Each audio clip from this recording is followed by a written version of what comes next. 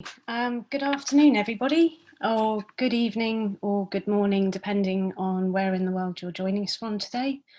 And welcome to the Imaging SARS-CoV-2 Safely Protecting the Microscopy Community webinar.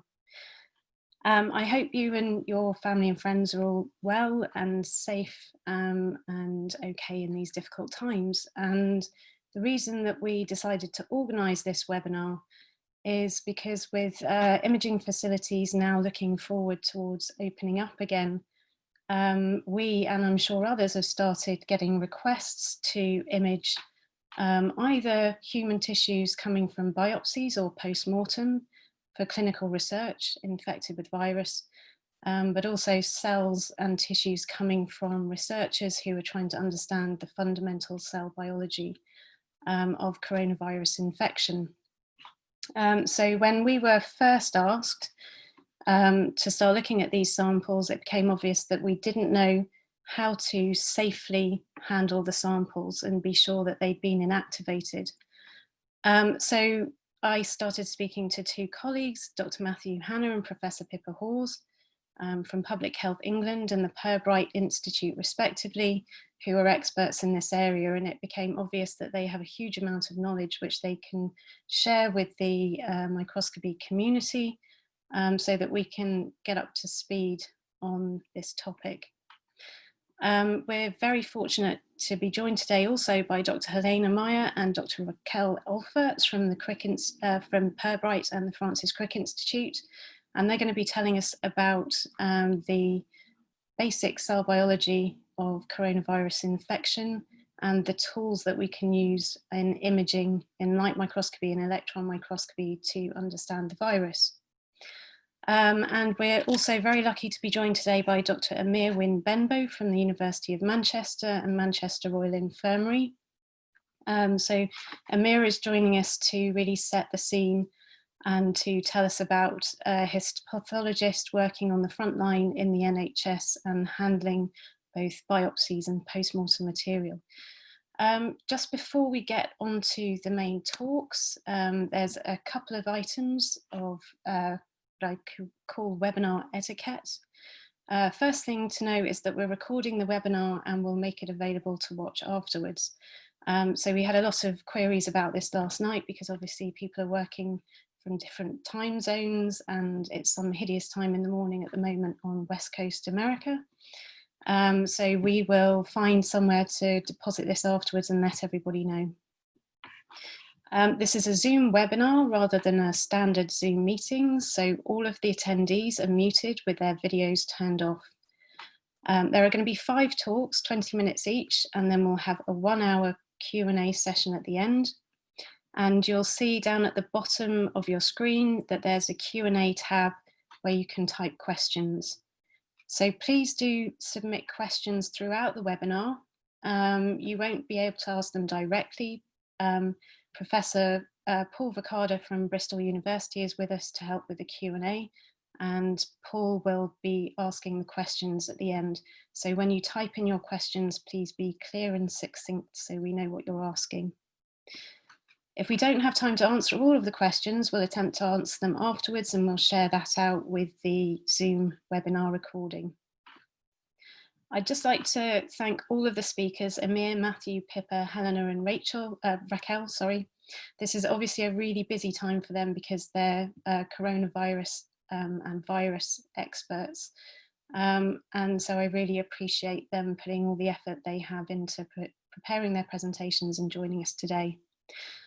Thanks also to Paul and to Martin Jones, Rafa Katzniga and Louise Howitt at the Crick who've helped to set up this webinar. So we'll move straight on. Our first talk is from Dr. Amir Wynne Benbow from the University of Manchester and Manchester Royal Infirmary. And he's going to be talking about looking COVID-19 in the eye, a perspective from an NHS histopathologist. So I'm just going to unshare my screen. And if Amir could share his presentation, then I'm just going to tell you a little bit about Amir. So Amir grew up in a remote rural community, and in his own words, he was destined to farm a large acreage of desolate moorland but instead he became a medical student in Manchester in 1971 and veered through an intercalated BSc in psychology in 1973 and qualified as a doctor in 1977. He had early ambitions to be a psychiatrist or a general physician, but they were discarded when he discovered just how interesting histopathology can be. And he's still here doing what he loves and teaching others about it. Amir is now a senior lecturer in pathology at the University of Manchester and holds the twin roles of chair of the Health and Conduct Committee and associate lead for assessments. In the NHS, he's a consultant histopathologist with a special interest in autopsy pathology and gastrointestinal pathology.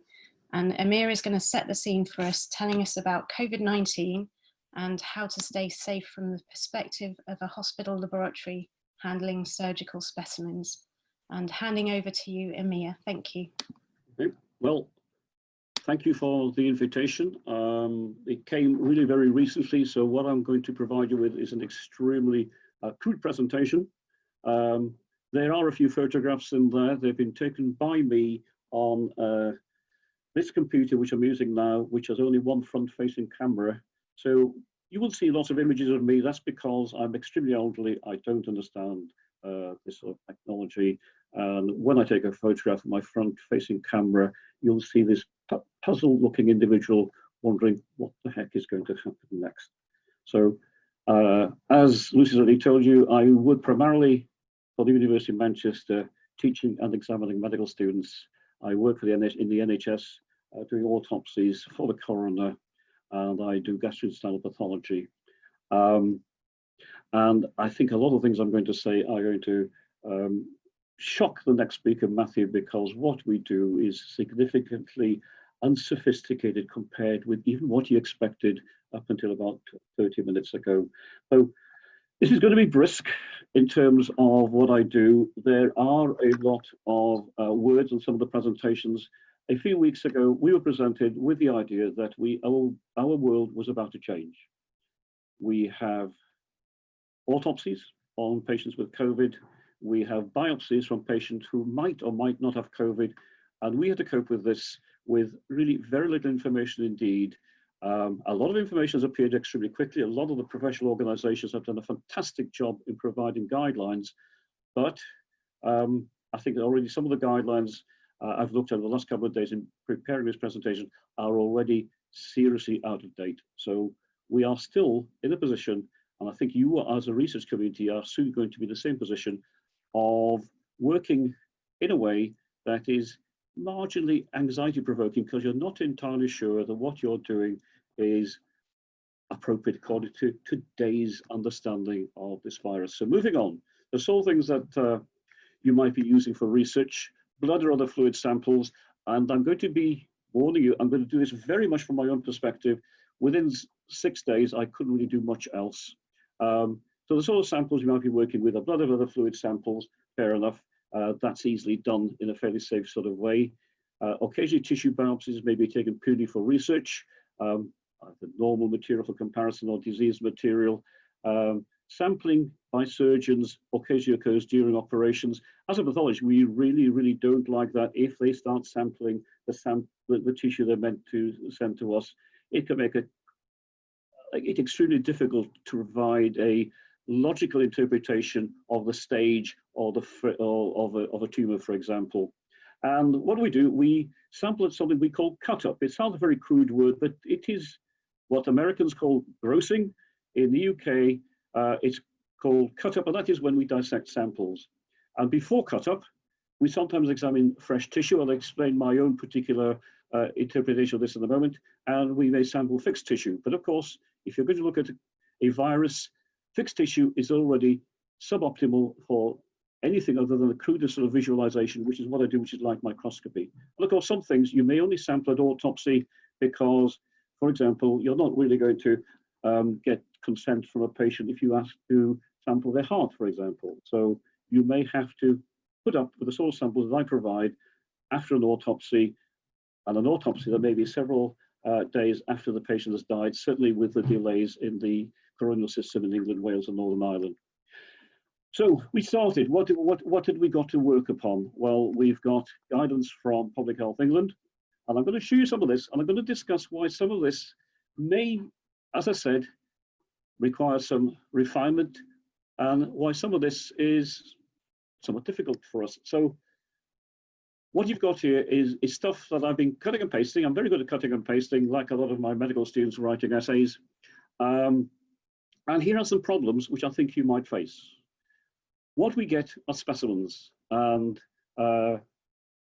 we need to know whether those specimens are potentially dangerous. If they've been fixed in formaldehyde because they're small biopsies, that's okay, because that inactivates the virus, we're told. But we're dependent upon clinicians, busy clinicians in theatres, worried about their own safety, completing electronic forms, and we don't know whether the information they provide is accurate. Indeed, we know that it's inaccurate really quite frequently. We even have an issue, which we're still to resolve, that some of our clinicians believe that they mustn't share with us the fact that certain patients are high risk. And of course, COVID, as a category 3 organism, makes a specimen high risk. So we're in a position where we have to work with 30,000 specimens a year, where we're not entirely sure which ones are hazardous and which ones are not. I've seen a recommendation that we now should only have electronic test ordering, because the paper forms that currently accompany our specimens may be accidentally contaminated in theatre with the virus. We've been told that we should perhaps leave these paper forms aside for 24 hours for the virus to magically inactivate itself. And of course, it's not unusual for clinicians to have not considered COVID as a potential problem before sending a specimen to the laboratory. So we have to treat everything with a level of care that keeps us safe, even if we don't get the appropriate information. And PhD tells us that we must perform our own risk assessments. I'm not entirely sure what they mean by that. We've done that anyway, and come up with some conclusions that are perhaps different from those from the authorities. We are doing things, I do things in a way that is even more careful than what we've been told to do. So I'm struggling here slightly because there is a box across my own screen, but I'll carry on anyway, because I think I can remember what's on these things. So this was quite an interesting thing to read for us, that any procedure with HCV pathogens should be examined under certain strictures. We are now been told that SARS-CoV-2 and COVID are exceptional circumstances, allow us to work in this slightly different way. The only thing that is now necessarily, we're told, to be done at category risk level 3 is this set of activities noted here. So here's me in my my favorite working environment. You can see I'm tremendously puzzled. I'm really puzzled by the fact I didn't know where my hair had gone. But this is my mortuary. Historically, there are certain standards of safety that we take. There is the standard autopsy, and I'll show you the sort of protection that I'd wear for a standard autopsy. And the high-risk autopsy historically was the autopsy with a blood-borne risk, and effectively that outside situations such as Ebola virus and so on, that is effectively the remaining safe when the autopsy is on someone who is known to have or has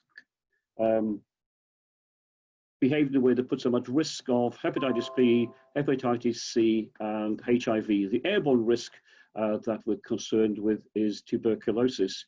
Now, in this new era of the new normal following COVID, that we treat all autopsies as having that airborne risk. So it makes a really substantial difference to the way I work.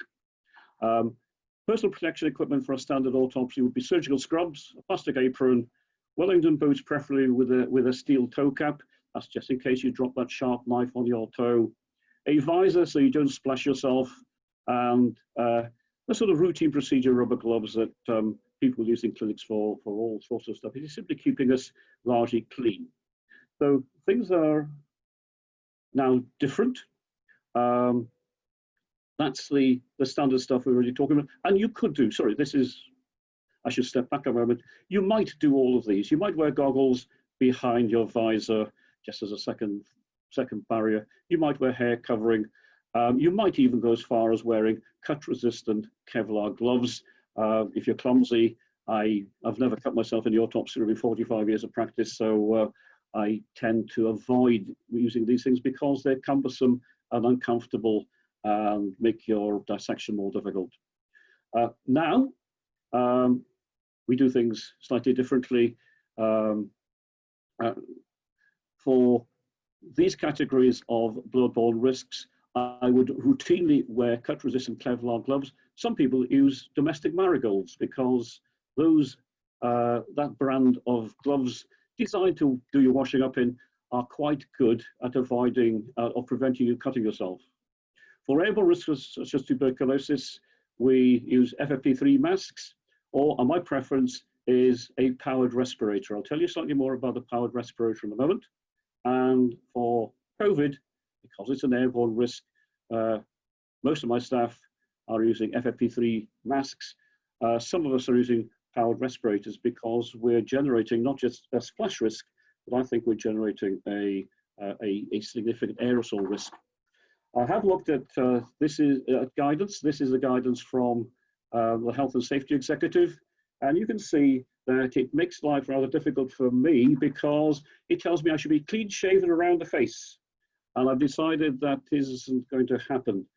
This beard is about 50 years old. It is certainly older than some of our politicians, and very definitely wiser than most of them. So I'm using this kind of machine. It is it does enclose my entire beard. Underneath here, you'll see that there is a perforated plastic membrane which allows free flow of air, which has been pumped in at the back through that pipe. This is the next screen. This is me photographing a colleague wearing a different kind of FFP3 mask and someone wearing the kind of kit that I wear. A powered pack here, gigantic rechargeable batteries pumping air very vigorously through the back and around your face, and I find it very, very comfortable when this membrane here bulges out. It tells me that there is an airflow blowing any virus that were to get close to my face away from my face. I think that's fantastic. Right, surgical pathology, my other major activity. We get fresh specimens brought to the laboratory, or we did until now. Specimens we dissect for biobanking when research groups need fresh material. We look at fresh specimens for improved fixation, and I'll explain what that's about in a moment. We do frozen section diagnosis on samples that are brought to us, and we use a different methodology for making sections, which involves freezing them very rapidly and taking sections within a machine I'm about to show you. And fresh samples may be taken by fine needle aspiration and made into cytological slides. These two activities are largely put aside until we have a solution to COVID. Now, fresh specimens are handled differently. And indeed, as far as possible, we don't handle them at all, but, and I'm not going to illustrate the exception, in anything particularly horrendous, we have a cabinet in which we're told we should handle fresh specimens. Unfortunately, many of the fresh specimens are very large, and the fresh specimens which I would handle as a gastrointestinal pathologist may be a whole colon and rectum, and which would be really quite a difficult thing to handle within this cabinet. Indeed, we've worked out that we'd get so much poo all over the inside of this thing that we're simply not going to do it.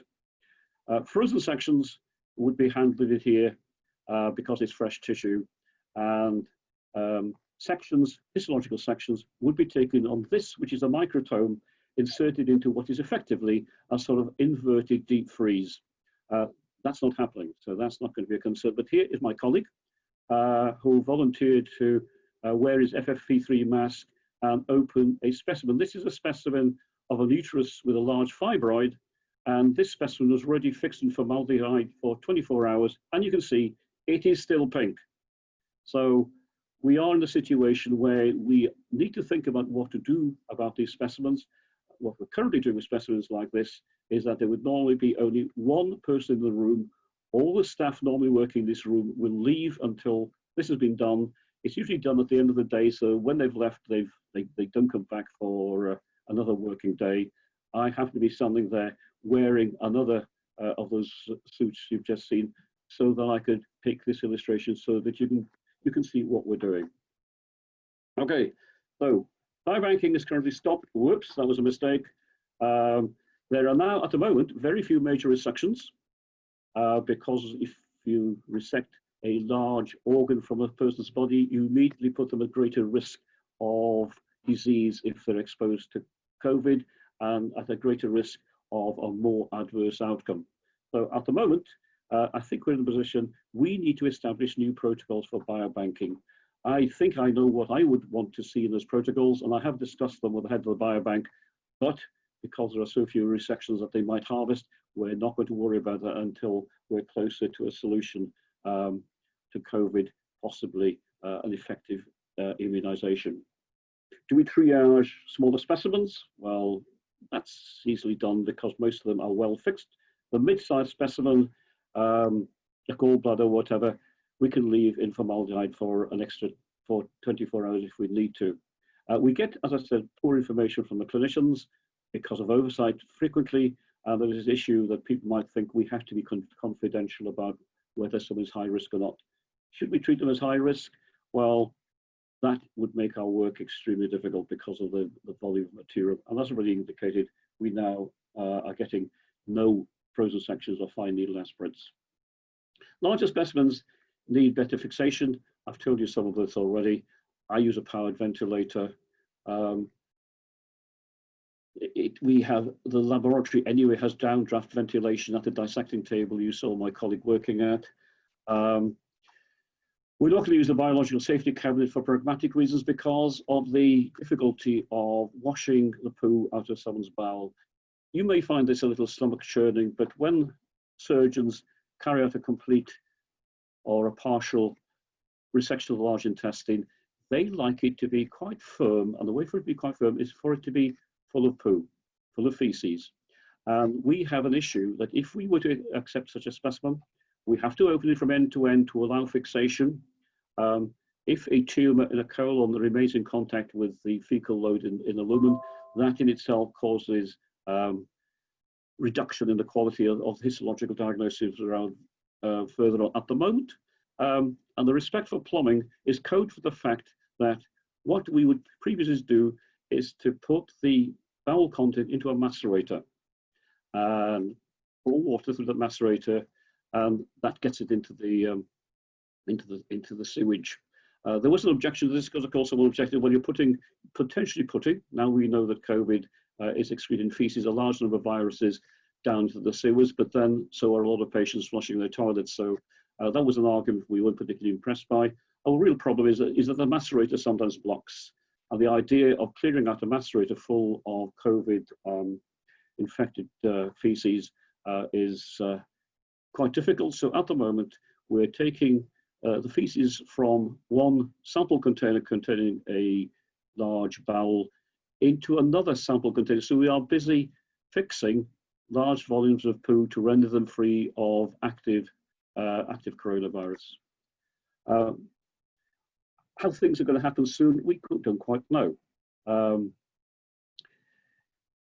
There is a concern that the patient might develop positivity for COVID overnight. At the moment, the idea is in our trust, I know this varies from trust to trust, even within my own city, that a patient comes into hospital, has a COVID swab, that is tested overnight, and they get their operation the following day if the swab is negative. Of course, that status could change overnight, and we do have a concern about the implication of what we believe to be a significant false negative rate for COVID swabs. Do we allow extra time for fixation in formaldehyde? Well, at the moment, yes, we can. In normal times, there is a huge pressure on pathologists to provide rapid diagnoses because so many of our cancer patients go on from resection to some further treatment, either chemotherapy or additional radiotherapy. So, Royal College of Pathology has provided advice. We've sort of covered this already to a considerable degree. As I said, this is a rather crude presentation because it was chucked together very quickly. This is repetition. They say, and I really do like this kind of support, a frozen section FNA and confirmed COVID cases should be avoided where possible. I think at the moment they should be avoided where possible on everybody. If they are unavoidable, we should do this work with the smallest number of people present possible. The dissector and aspirator should wear appropriate protective equipment, which is this. And I know I'm getting close to the end of my time, so I'm moving fairly quickly. There are 2 levels of risk if a patient is known to suspect COVID-19 aerosol generating procedures from the use of high speed and pressure tools. I regard our use of running water to wash away blood and feces, both in the autopsy room and on the dissecting bench, are potentially aerosol generating procedures. So I think we should be wearing protective equipment appropriate for this kind of procedure. Contact with droplets and so on, the risk is supposedly less, but I think we need to play safe with this. So the RC path advice, the Royal College of Pathology advice is this: if there is an aerosol generator, you should be wearing a long sleeve disposable gown of a kind that you can dispense with if it's not involving aerosol generation. And an FFP3 respirator mask, or the powered thing that I prefer, rather than a fluid resistant FFP2 mask. And getting very close to the end of this, my take-home message is we are all fallible. My own fallibility is illustrated here. This is the banner headline that comes with the daily updates we get from my trust, which is noted here. And only today, when I was trying to finish off this presentation, did I actually realize what this is. My fallibility is that until today, having seen this daily over at least 5 weeks, I didn't realize that this was a door handle with fingers. And the very last thing, of course, to say to you is just stay safe. And in my world, staying safe involves staying away from people as much as possible. But then I'm a pathologist. And just one last thing, we tend to be at the bottom of the pecking order when it comes to resources. The white coat I put on, it's a shared white coat on the peg inside the laboratory, is this one. And it has the legend PHLS on the pocket. You can tell how low pathology is down the pecking order because the PHLS ceased existing in 2003, but we are still using their white coats. And that's the end of my talk. Thank you very much. Thank you very much, Amir. That was a fascinating insight into the challenges of working in an NHS hospital as a histopathologist in COVID times. And I think it really benefits all of us who are working in research facilities, imaging, to understand where our human tissue biopsies and post-mortem tissue might be coming from. And I hope that we can get the 2 communities to work a bit closer together in the coming weeks and months to get well-fixed tissue and keep everybody safe. So just a reminder to everybody that we're not having live Q&A, we're having an hour's Q&A at the end. At the bottom of your screen, there is a tab for Q&A. So if you have any questions for Amir, then please type them into the Q&A and Paul and I will be busy in the background sorting the questions to ask later. Our next speaker is Dr. Matthew Hanna. I'm going to ask him to share his slides while I tell you a little bit about him. So Matthew did his degree at Reading University on the physiology and biochemistry and nutrition of farm animals, and then a PhD on pro-hormone processing in neuroendocrine cells. His postdocs were at the University of Heidelberg on regulated secretory organelle biogenesis, where he started working with light microscopy, and then at the LMCB at UCL in London, working on secretory organelle biogenesis in endothelial cells, where he started using electron microscopy to get a bit closer to the action. He became a junior group leader at the MRC, National Institute for Medical Research, and continued to work on secretory organelle formation and organelle identity before taking over as EM Facility Manager at the Health Protection Agency, which is now Public Health England. He's performing some NHS virus diagnostics by negative stain TEM, but mainly reference and research for bacteria and viruses. and he works within the high containment microbiology group. So handing over to you, Matthew, if you could start your video and your mic. Thank you very much. Yeah, thanks a lot, Lucy. So many thanks to Lucy for inviting me to talk here. It's a very, very different talk to Emir's. I think Matthew, can you play your presentation? Thanks. I thought I was, I'm sorry.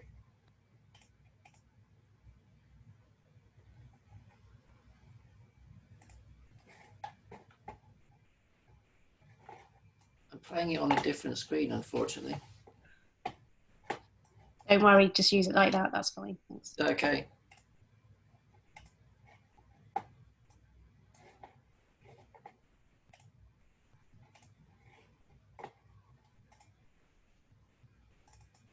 Yeah, it's not going to play again, sorry about that. So I'm going through this, so yeah. So my title, so Lucy phoned me a while ago and asked me about virus inactivation, and I've got a bit of experience from that because I've been doing some work on the SARS already. And it became quite clear then, speaking to her and also Pippa, that there's lots of sort of misunderstanding out there, and maybe also some sort of bad behavior going on. So we thought we'd better have this, put this sort of presentation together. So although the title may be a bit misleading, I've got a sort of a disclaimer and a warning at the beginning of the talk. And also I'm going to go through a bit more of my experience. And like Emir said at the end, sort of why me and what I can bring to this sort of discussion. I'm going to give a brief introduction to biosafety as it is in the lab, at least here in Colindale. And then most of the talk, really, I'm going to try and just get this idea across of what I think are your responsibilities, or at least my suggestions for what I think your responsibilities are. They're not necessarily what you might think. Yeah, and I'm not going to really give you much about actual practical methods and what we do. It's mainly about what I think you should be thinking about. I'm going to talk a little bit about inactivation, and at the end I'm going to go through a recap and probably give you a load more warnings again. So the disclaimer I have is that I have to say at the very top of this, that because of where we are with various politics things, I have to say that this, all the information I says is my information. It doesn't come from Public Health England. This is not official policy. So we do provide policy documents. What I'm going to say is not part of the policy document. So no one should quote this as PHE information. It's coming from one microscopist to another group of microscopists. The other thing, as I've said, is I will not provide a definitive or validated protocol for SARS inactivation, and that'll become clear kind of why, hopefully later on. What I will do is elaborate some of my experiences, my observations, and my recommendations for what you should be doing if you are going to work on SARS-2. So the early warning is just be careful when you're working with SARS-2. So the first thing to be careful of is, as Emir has quite nicely pointed out, it's kind of quite a dangerous virus. And that's kind of obvious. And also it's something that we are used to controlling because it's a pathogen and we can control pathogens by our normal laboratory controls. The second thing you've got to be careful of is this is unlike any other biological agent that any of us probably have ever worked with, in that there's something highly politicized about it, which is going to play out all over the place. Especially we have to be worried about what happens in the press in the coming months. Already scientists, possibly Public Health England scientists, are in the firing line from various quarters. So please be careful to basically cover yourselves. And that just means from, I would say from a scientific point of view, just get a lot more paperwork in place than you might normally have in place, and just think carefully about what you're doing before you're doing. Please don't just jump into a Friday afternoon experiment. It seems like a good idea. And I would also advise, get to know your local safety officers or your safety team or whatever they're called, health and safety department. Involve them early and involve them often. If you change anything, speak to the safety officer. It covers you, it helps them, it helps your institution, it also covers you personally. So as Lucy said, I've come down the scientific, not the clinical route. So I'm definitely sort of the lab end of things rather than the sort of the feces end of things, with Emir it seems to be. I'm a cell biologist by training and a membrane trafficker at heart. I started doing electron microscopy, actually the same people that I think Lucy learned through Colin Hopkins' lab. I started doing EM just to study membrane traffic, to get nearer to the action, as it were. And then I studied many years looking at secretory organelle biogenesis in various places. Then since 2011, I've been with Public Health England, which previous to that was Health Protection Agency, and previous to that was PHLS, which is quite a blast. And plus, we still have some of those PHLS lab codes as well, EMEA, in our place, so we also not throwing those things out. Yeah, so my role within Public Health England, my EM role is that I do mostly negative stain virus diagnosis using TEM. This is for the NHS. It's not a huge amount of work, but it keeps our competency up, and actually it's also quite gratifying doing something useful.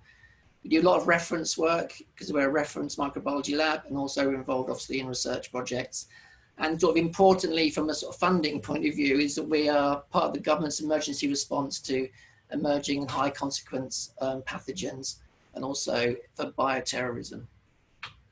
So this is one that I did today. It's a bit like Blue Peter. This is a clinical specimen that came in actually yesterday, but I processed it today, a skin swab where the person was handling sheep and had suspected ORF. So this is a negative stain of a parapox ORF virus. This is kind of my day job.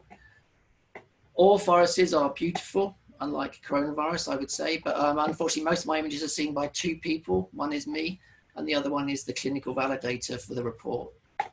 So the exception to that has been recently that I was fortunate enough to get hold of some of the inactivated coronavirus grown in culture here at Colindale and high containment labs quite early on, and took this image, which subsequently has become the main sort of BBC News image of the coronavirus, which is quite, the first time I saw it on the BBC News, I sort of jumped up and took this picture, which is sort of back in February something. And since then it's been used pretty much throughout. So that's kind of a bit weird for me, but nice, I guess. So the high containment scenario in Colindale is that basically a person will go into hospital with a fever of an unknown cause. At that point, there's no real alarm bells ringing. Then the travel history will show they recently arrived from a country with an endemic viral hemorrhagic fever, such as Ebola or something else. Tests are negative, and then something happens, which often is that the person will die, or other people will suddenly also become ill with a similar thing. The sample will be taken from the patient, put into tissue culture. They will look for cell death in tissue culture, which is what we call a cytopathic effect. That will be consistent with the virus growth. The sample will be inactivated using a standard inactivation method. I'll discuss that in a minute. And then examined by negative stain TM to look for virus particles. Very, very quick and kind of robust, not very sensitive, but that's kind of the workflow that we have for these imports of high consequence pathogens. So ARIA HCM high containment inactivation protocol has to be fit essentially for any unknown viral pathogen. We can't empirically test. So it's a pragmatic rather than empirical approach. Rather like Emir said, we kind of know, sort of using bunny ears, we know that formaldehyde inactivates viruses, we hope. Actually, it's not always shown. We basically use an overkill method where we add an equal volume of 8% formaldehyde, so the final is 4%. Incubate for 1 hour room temperature. Temperature is important, actually. And then at that point, you assume it's safe to be handled, taken out of the high containment labs into our CL2 labs. And this process is approved through risk assessment. So it's signed off. It's known to be safe, at least from the safety officer's point of view. Yeah, so my experience is very different to Emir's. Mine's mostly plastic stain, plastic section negative stain of laboratory grown inactivated virus and monolayers, including SARS-2.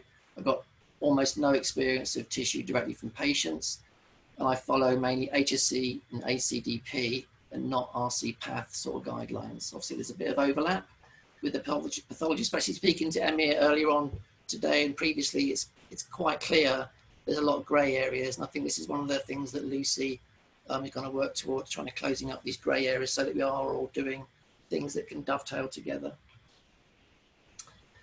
So the purpose of this talk from my perspective really is that I hope I'm speaking to people that obviously have an interest in imaging SARS-2 and they don't do the imaging in the biological containment level above level 2. I think Pippa will be talking about high containment level imaging.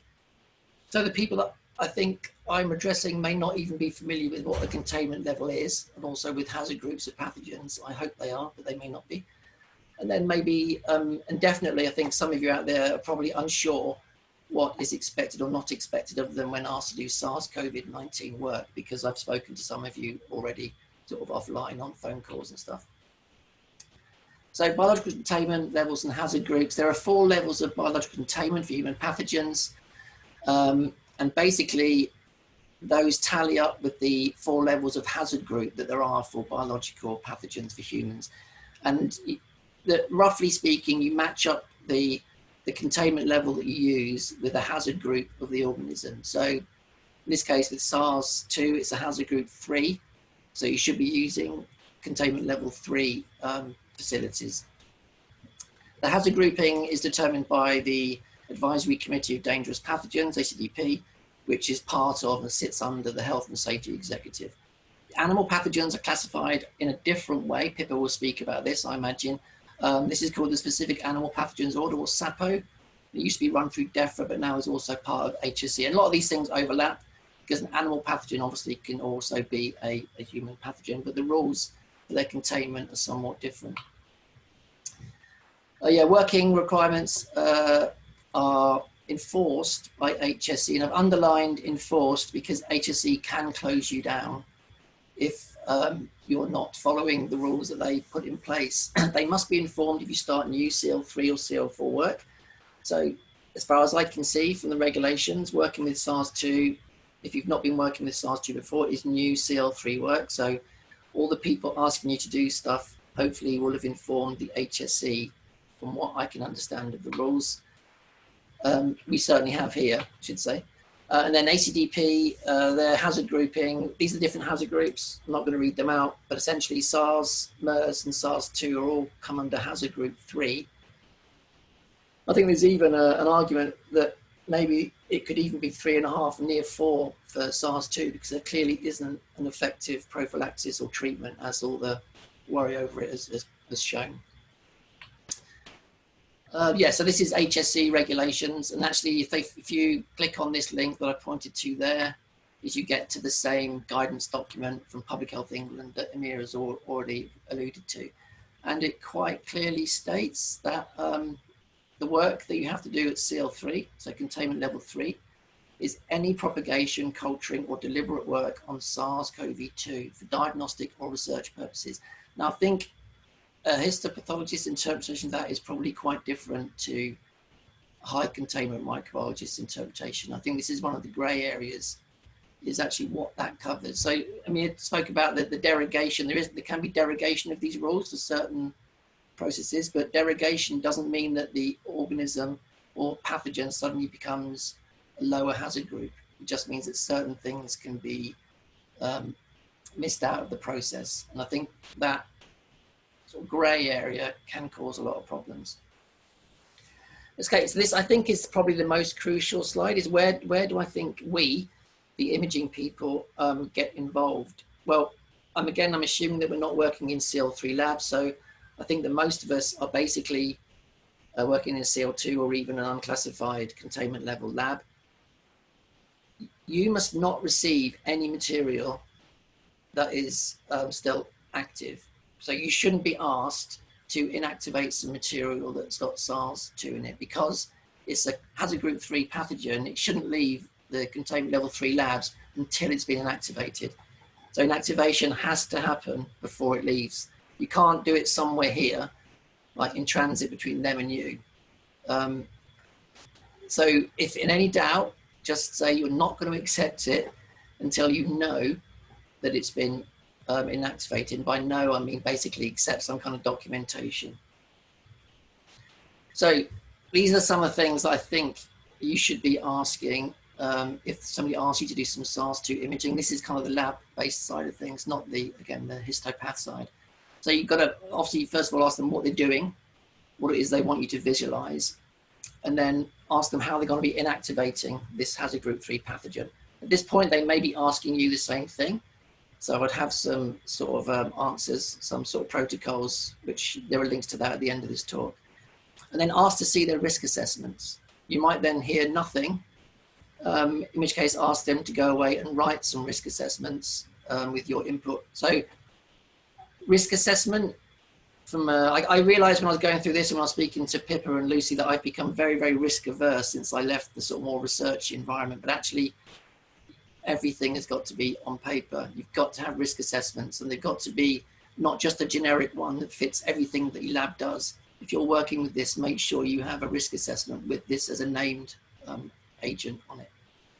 Yeah, so involve the safety, your safety team, your safety office with the risk assessment, and make sure it's authorized and shared. This shares out the responsibility. It keeps everyone focused. The other thing is that when you are receiving material, basically it's a good idea to have some bit of paperwork that's signed and dated, preferably from a unit head or a PI, from the people you're getting the material for, because it makes everyone focus, slow down a little bit, and make sure they've got all the paperwork in place. I can't really stress that enough.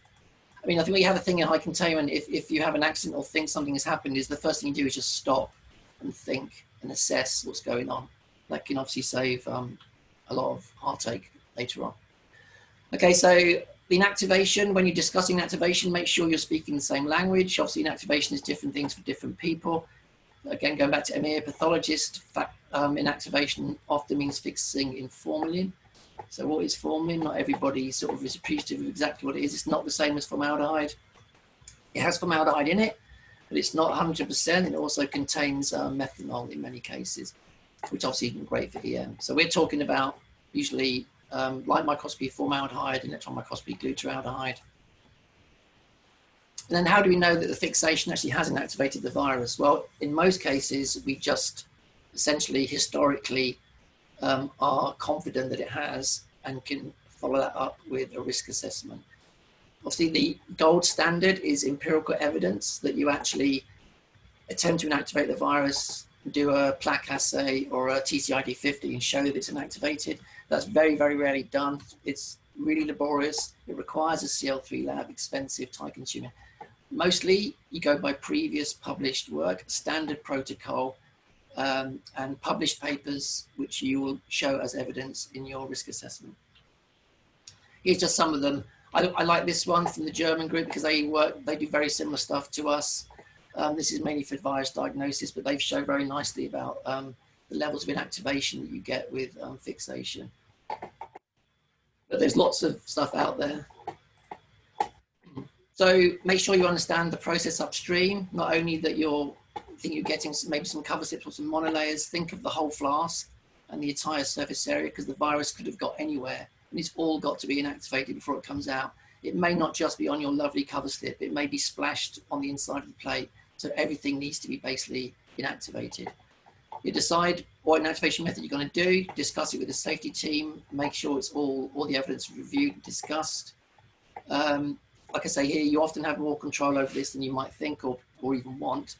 And then without empirical evidence, always overkill the pathogen rather than erring on a kind of a 50-50. Be specific, everything matters, concentrations, times, volumes, and the grade of reagent. And if possible, always supply the fixation reagent yourself. And I would always avoid formalin. It's very, very unspecified, at least in my experience. And the process, please, must be risk assessed and authorized because you need that paper trail. So again, a recap, as I said before, if in doubt, just stop, assess, and then communicate with people. Just make sure that everybody is happy with what's going on and what you're going to do. Involve safety officers early and often. You have some responsibility. You can't just accept material without knowing where it's come from, but other people have responsibilities as well, and they need to be aware of that. Make sure everybody knows what their role is. Better to seem dumb and ask a stupid question than not have that question asked by anyone at all. So yeah, don't feel embarrassed. Always ask the stupid questions because you might find that no one else has even thought of it.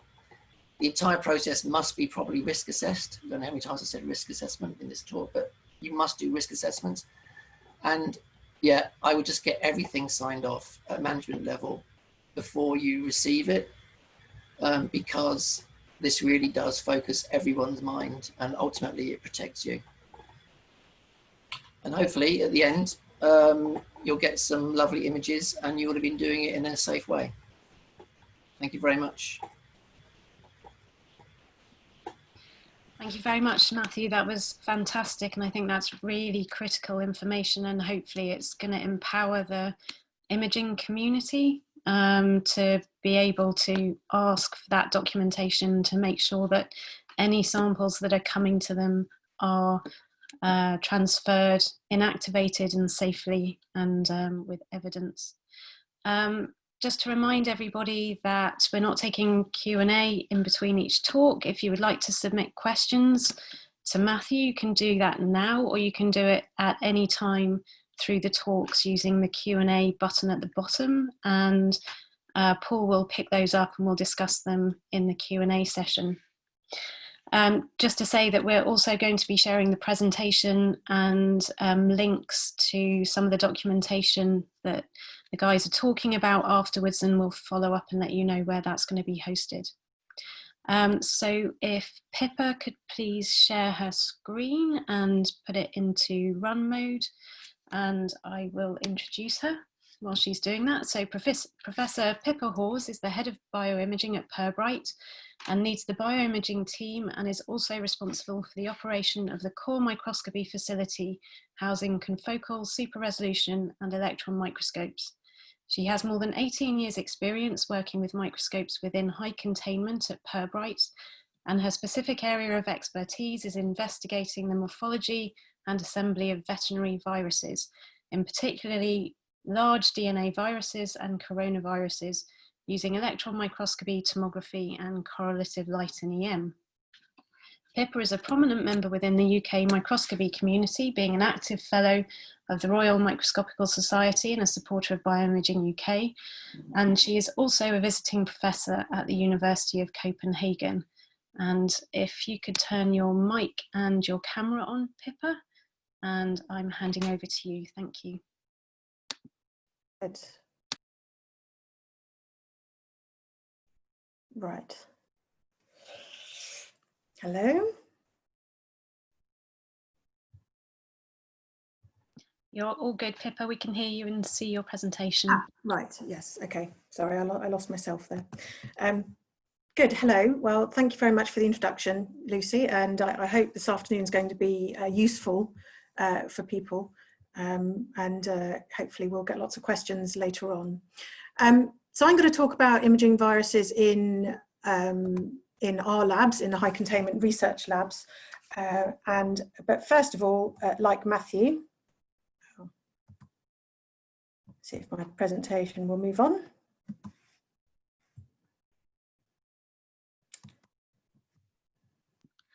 So the hazard of having too much microscopy data. Yes. Hopefully we will get there in a minute.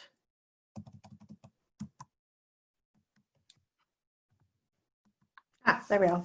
So yes, in true style, following Matthew, I will have to say a little brief disclaimer here. So I'm going to tell you about my experiences and what we do at the Institute. And so this is by no means me telling you exactly what to do, but hopefully, like Matthew did, we're going to point you in the right direction to get some advice and to help. But if I say nothing else or if you hear nothing else over this whole talk, then what you need to do is interact with your health and safety department. They are the people that are going to help you if you get approached to work on any viruses. So quick introduction to the Institute. We are a veterinary virus research institute, and we have 4 sort of reasons to be, if you like. We predict the threat of outbreaks entering the UK, viruses entering the UK causing outbreaks. We detect, so we do quite a lot of diagnostic tests and developing diagnostic tests, which we're doing for COVID, I believe. And then the understanding, so we do quite a bit of the basic research on the biology of the viruses, of the pathogens, and then the response as well. So we convert vaccines for these viruses. So in the bioimaging department, of course, we work much within the fundamental research, so the understand category there. We work with viruses that are exotic to the UK, so these are non-endemic viruses, so we have to work in high containment labs. And the majority of the viruses we work with are animal pathogens, although we do work with some human pathogens, especially zoonotics, that are both obviously animal and human pathogens. We receive strategic funding from BBSRC, so for the people not in the UK, that's the Biotechnology Biological Sciences Research Council, and that is government funded. So the diseases and of course the causative agents of these diseases that we work with the Pirbright are quite spread. So you can see there's quite a range of viral families that we work with, ranging from the large DNA viruses, so African swine fever, pox viruses, back to all the way down to the small RNA.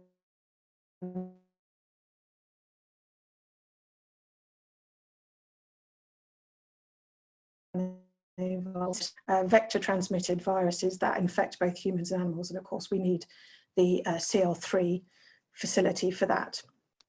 And I've highlighted the foot and mouth there because that's our reason for being, so that instills the fear of God into people working in the livestock industry. So if anybody remembers, there was the 2001 outbreak of foot and mouth in the UK, and from what we're living through now, that pales into insignificance, but it did cause up to about £9 billion worth of economic damage to the UK at that time. So on the back of that, we received funding for a new building. That's this Plowright building here, and there's some stats on the right there. We have our own effluent treatment plant, an energy centre, etc. So this ground floor here, we have a few labs here, but mostly it's admin, so office space and stores, etc., etc. And then the first floor here, this is all our high containment labs. And then the third floor, this is all the plant. So we have a huge amount of air handling. So the whole of these labs are run under negative pressure, actually a negative pressure cascade to protect the environment. So there's a monstrous amount of engineering that goes on to keep this building running. Our HEPA filters filter about 7 cubic meters of air per second. So air is filtered once on the way in, twice on the way out. So in our smaller virus rooms, that can mean up to 60 air changes a minute. Down here, this is with the cameras taking a picture on our barrier. And we have the pass-through hatches here, which is where samples and things come in. And then if we do have to get anything out, so old equipment or whatever, that goes through the fumigation lobbies here. So the big lobby and then the smaller lobby.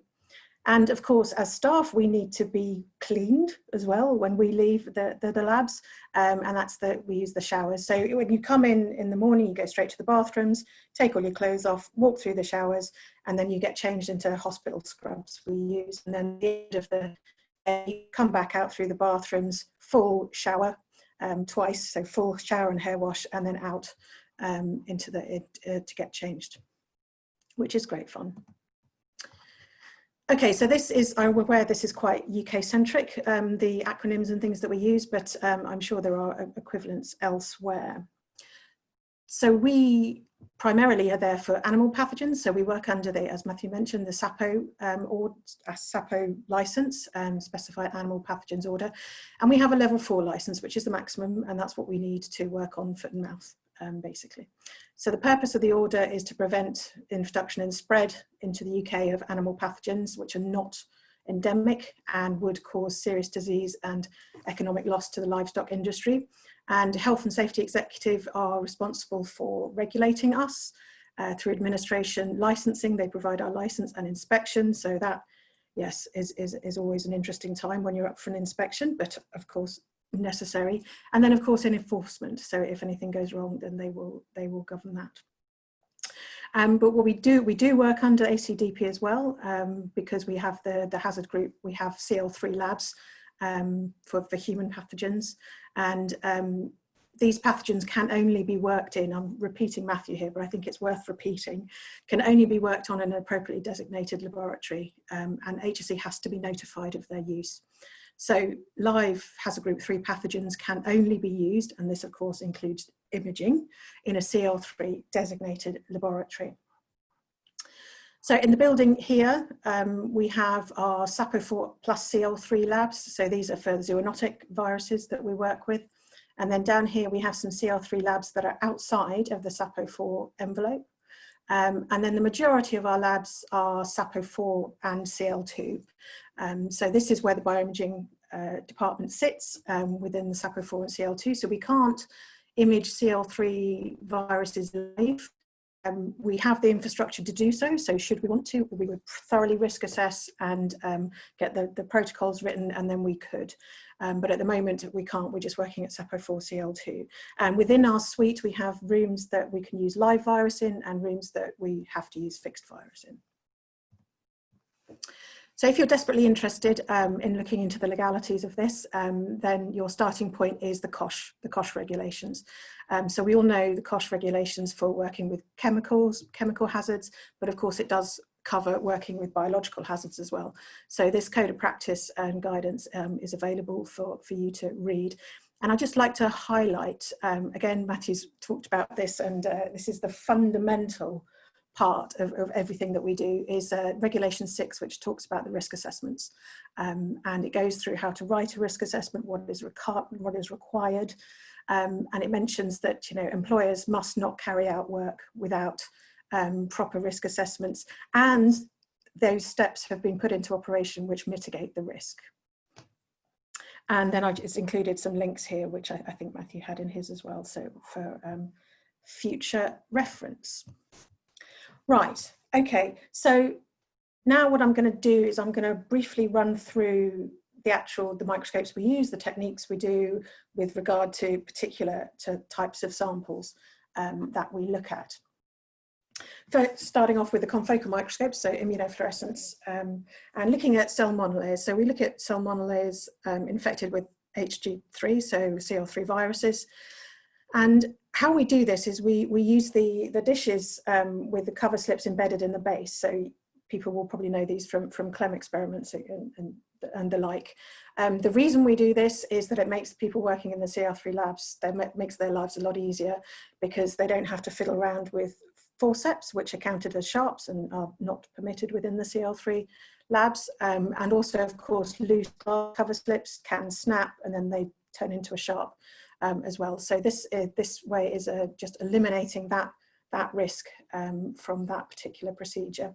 So in the virus lab, cells are fixed in 4% formaldehyde in the hood, and then after 30 minutes, fixative is removed, and the whole dish is immersed in fresh fix in an airtight lunchbox. So we use an awful lot of airtight lunchboxes. That box is then wiped down, and the protocol followed to remove it from the CL3 lab. And at that point, it's handed to me, and then it can be handled as CL2. So it'll be taken to our CL2 labs for further processing. It's no longer classed as a CL3 pathogen. So then moving on to fixed tissue pieces. So we've only done this for our SAPO4 viruses. I haven't done this for any CL3 virus.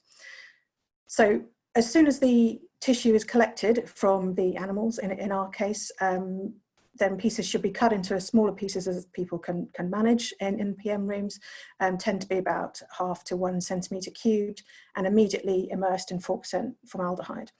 The protocol that people have to follow to get samples from our isolation units to our SAPO4 labs takes about 3 hours.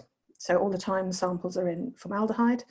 And then in the labs, we will check the size of the pieces and cut them up and leave them into fix if necessary, and then stored in PBS. And then they can be cut later with a vibrating microtome and labelled and imaged in a non-virus lab. If I were looking to do this with a hazard group 3 virus, I would want to know that the inside of those tissue pieces are fixed properly. Otherwise, they would have to go straight into a CL3 lab to be cut into smaller pieces. But I would take advice on that. I would speak to our health and safety people. Right, so now looking at unfixed tissues. So Emir showed a picture of the cryostat he was working with. Unfixed tissue pieces cause us a lot of hassle, actually, and this is even for SAPO4 virus. We haven't done any CL3 virus, and quite frankly, the thought makes me fall over, if I'm honest. So unfixed tissue pieces for the cryostat using the SAPO4. So we've had to risk assess this thoroughly, and the reason it causes so much problems is that it's a live virus outside of a hood. So it has to be thoroughly risk assessed. So what happens is tissue collected in the animal houses, cut into as smaller pieces as people cut, immersed in OCT and frozen. So this is still live virus, actually. Protocols followed to get that out from our isolation units to the SAPO4 labs where they're stored at -80. And then those blocks are moved to the imaging lab. So that then cut on our cryostat, which is in our live virus suite, following strict protocols. So this is one of the few standard operating procedures that we have to follow because it is live virus outside of a hood. Those sections are then labeled and imaged in that same lab. That's where our next door room is where the confocal is. So one of the questions you will get to know, if you get to know your health and safety team well, one of the questions they will always ask is what happens when it goes wrong? And in that case, it's treated as a virus spill. We have access control over those rooms so that we know that everybody who enters that room has received spill training. So if there's a virus spill, then people know what to do. The other technique, of course, is live cell imaging. And we have done this again on SAPO4 viruses. I haven't done it on CL3 viruses, but actually our protocol would probably be quite similar. Again, you're using those dishes with the cover slips embedded in the base, transported to our imaging lab. And in the hood there, we seal the dishes with parafilm. And then they can, once they're sealed, the dishes are wiped down to remove them from the hood, and then they can be placed on the microscope stage and imaged.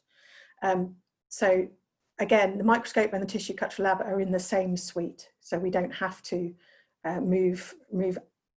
risk moving those samples across the building. And again, this had to be very well risk assessed because it's live virus outside of a hood.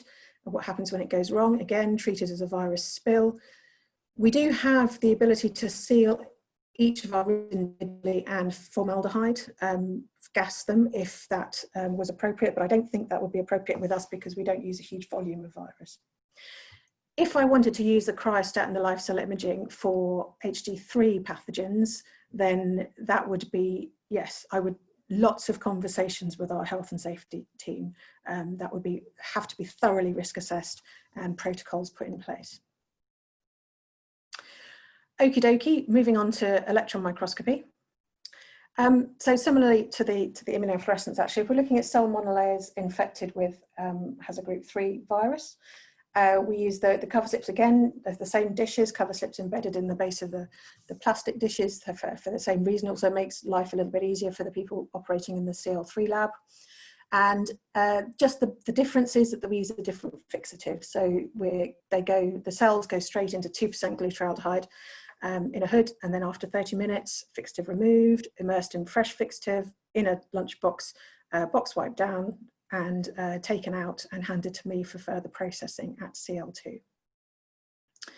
Fixed tissue pieces for SAPO4 virus. So again, I haven't done any biopsies, I haven't done any material for CL3. Similarly, tissue collected as small as we can get, immersed in 2% glutaraldehyde, and I would probably include formaldehyde in it as well, actually, for this. Protocol followed to get it out of the isolation units, and then once back in our SAPO4 labs, those pieces will be cut up into very, very small pieces, so 0.5 to 1 millimeter cubes in fresh fix and left for another hour in processing. If I were going to be doing this with a CL3 pathogen, I would definitely include formaldehyde. Formaldehyde will penetrate your tissue a lot quicker than glutaraldehyde, but you will also need proof that the middle of your blocks are fixed. Whether that means taking those into a CL3 lab for further cutting up, I don't know. Again, I would have to take advice on that.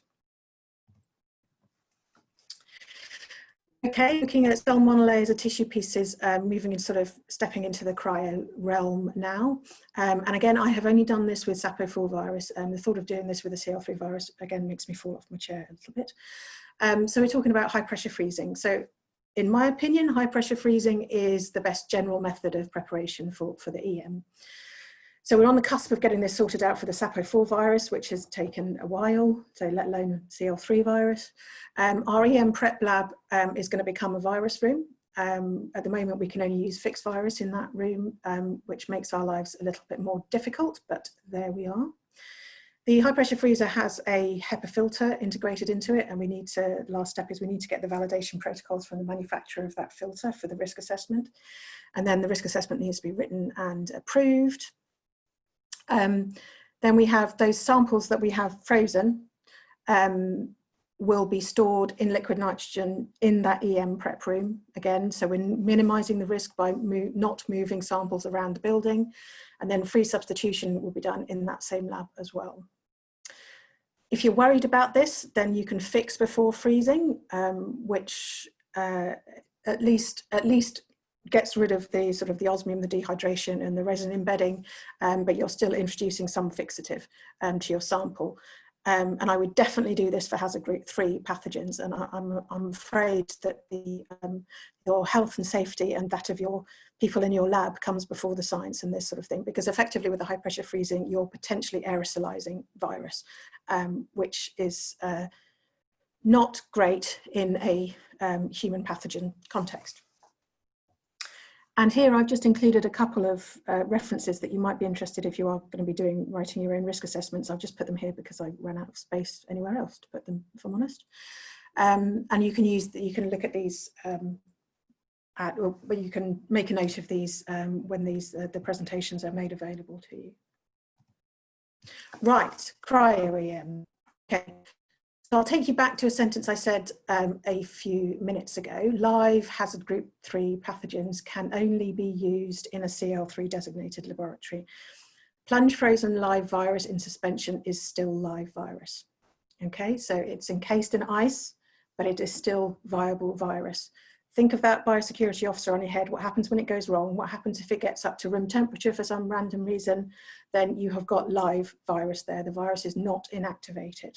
So you cannot image frozen live hazard group 3 virus in a TEM that is not in a designated CL3 lab. And if I'm honest, live SAPO4 virus is difficult enough. You get into, when you start looking at the intricacies of the protocols that we actually use, and not least of those is how do you decontaminate a TEM. I am not going to open that particular can of worms at the moment. So the options are, and this is for negative staining too, so for cryo work or for negative staining, is to fix the virus before plunge freezing or before staining. And again, you know, you're thinking, well, you know, am I sort of negating the positive points of actually doing cryo by fixing? But you know, the health and safety of the people working has to come first over the science. So if you have to do a fix, then you have to do a fix. You could deactivate the virus, so there are other ways. There's BEI, so binary, blah, blah, blah, whatever it is. That link is there for BEI inactivation of foot and mouth disease virus. UV or heat you could do. You could image virus-like particles with no genetic material, but again, ask for evidence. You want all of this to be fully risk assessed before you get anywhere near your lab. And of course, purified proteins, should you just want to look at the proteins. What we're going to do in our lab for cryo-TM and cryo-FibSem, so for cells and for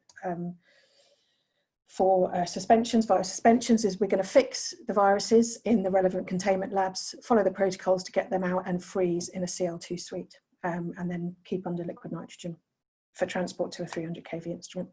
And only following proper risk assessments and optimization protocols. So what I mean by this is that we have to balance that the viruses are definitely deactivated, inactivated. However, we want to limit the time and fixation so that we maintain the ultrastructure of the cells and the structure of the virus. But that will be thoroughly risk assessed. Okay, so I'm briefly going to run through, and I think Matthew's done some of this already for me, so I'll briefly run through some questions that you need to ask if you're approached. So what's the virus? Seems like a good start. What's the virus? What hazard group is it? What sort of sample is it? And salmonella or biopsy or virus suspension? And where's it come from? If it's come from a lab of higher containment than yours, then how is it being fixed? And you need to get, like as Matthew said, you need to get someone to put their name to that to make sure it has been deactivated. Ask for risk assessments, whatever. How's it been treated before it gets to your door? So this is the point, don't be afraid to quiz. Ask those stupid questions. I tend to ask people to walk me through the process verbally of how they prepare their samples.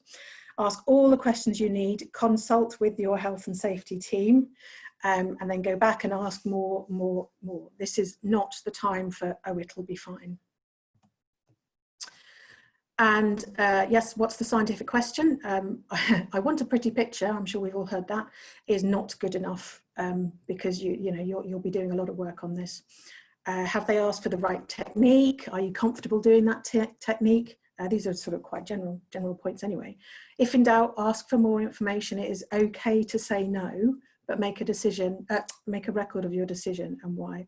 And I think, as Matthew said as well, there's often time pressure to put on you for these. So, oh, it's for a publication, it's for a grant submission, I need it now. Working under these conditions takes a lot of time. Don't be bullied. This is your safety. So there we are for the final time, I promise. Speak to your health and safety team. They are going to be the people that get you out of problems. Oh, and also I've just stuck this on, have they signed your lab publication policy? On this link, there's a link to a publication policy, a generic one that you can lift and have for your facility, for your lab. There we are. That's it. So per right, we are Jenny and Joe, the bioimaging team, and then I've used some of Minnie's and Paul's images throughout. Thank you. Thank you very much, Pippa. Another fantastic talk, and I think really hammering home the point from Pippa and Matthew that safety is paramount and that you have to really stop and consider what you're going to be doing, and that you really need information that anything you're handling is safe. And of course, we've seen beautiful images in Matthew's talk, and I should just say that we saw some beautiful images in Pippa's talk, and it's her images, I think some fluorescence microscopy and electron microscopy that we used for the advertising for this meeting. And so if Helena could share her presentation and put it into run mode, we're now going to switch tack a little bit.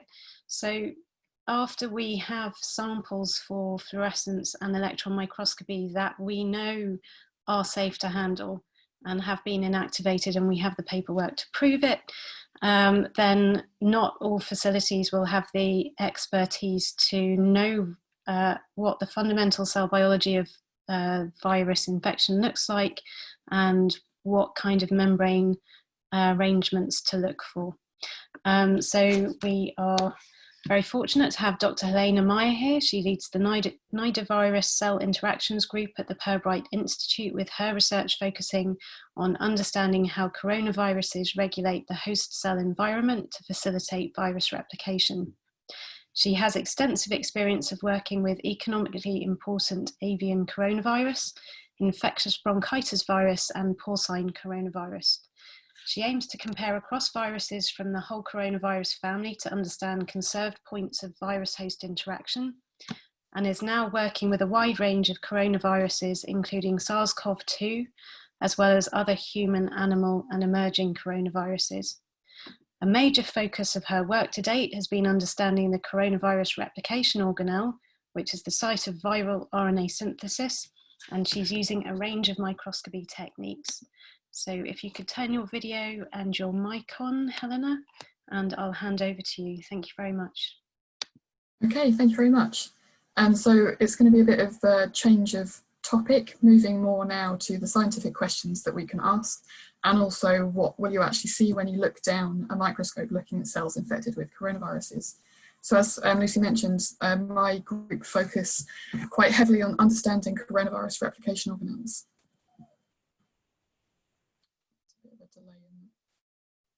Screen clicking through.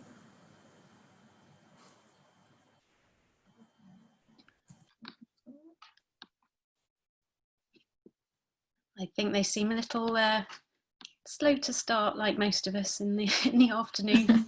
They just need a little caffeine to get going.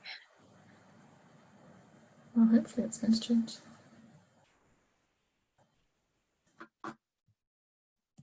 There we are. So coronaviruses are single-sense positive-strand RNA viruses. For an RNA virus, they have a pretty large genome, so it's in the range of 27 to 30 kbs. That encodes 16 non-structural proteins, which are involved in synthesizing new copies of viral RNA, as well as 4 structural proteins and a varying number of accessory proteins depending on the virus.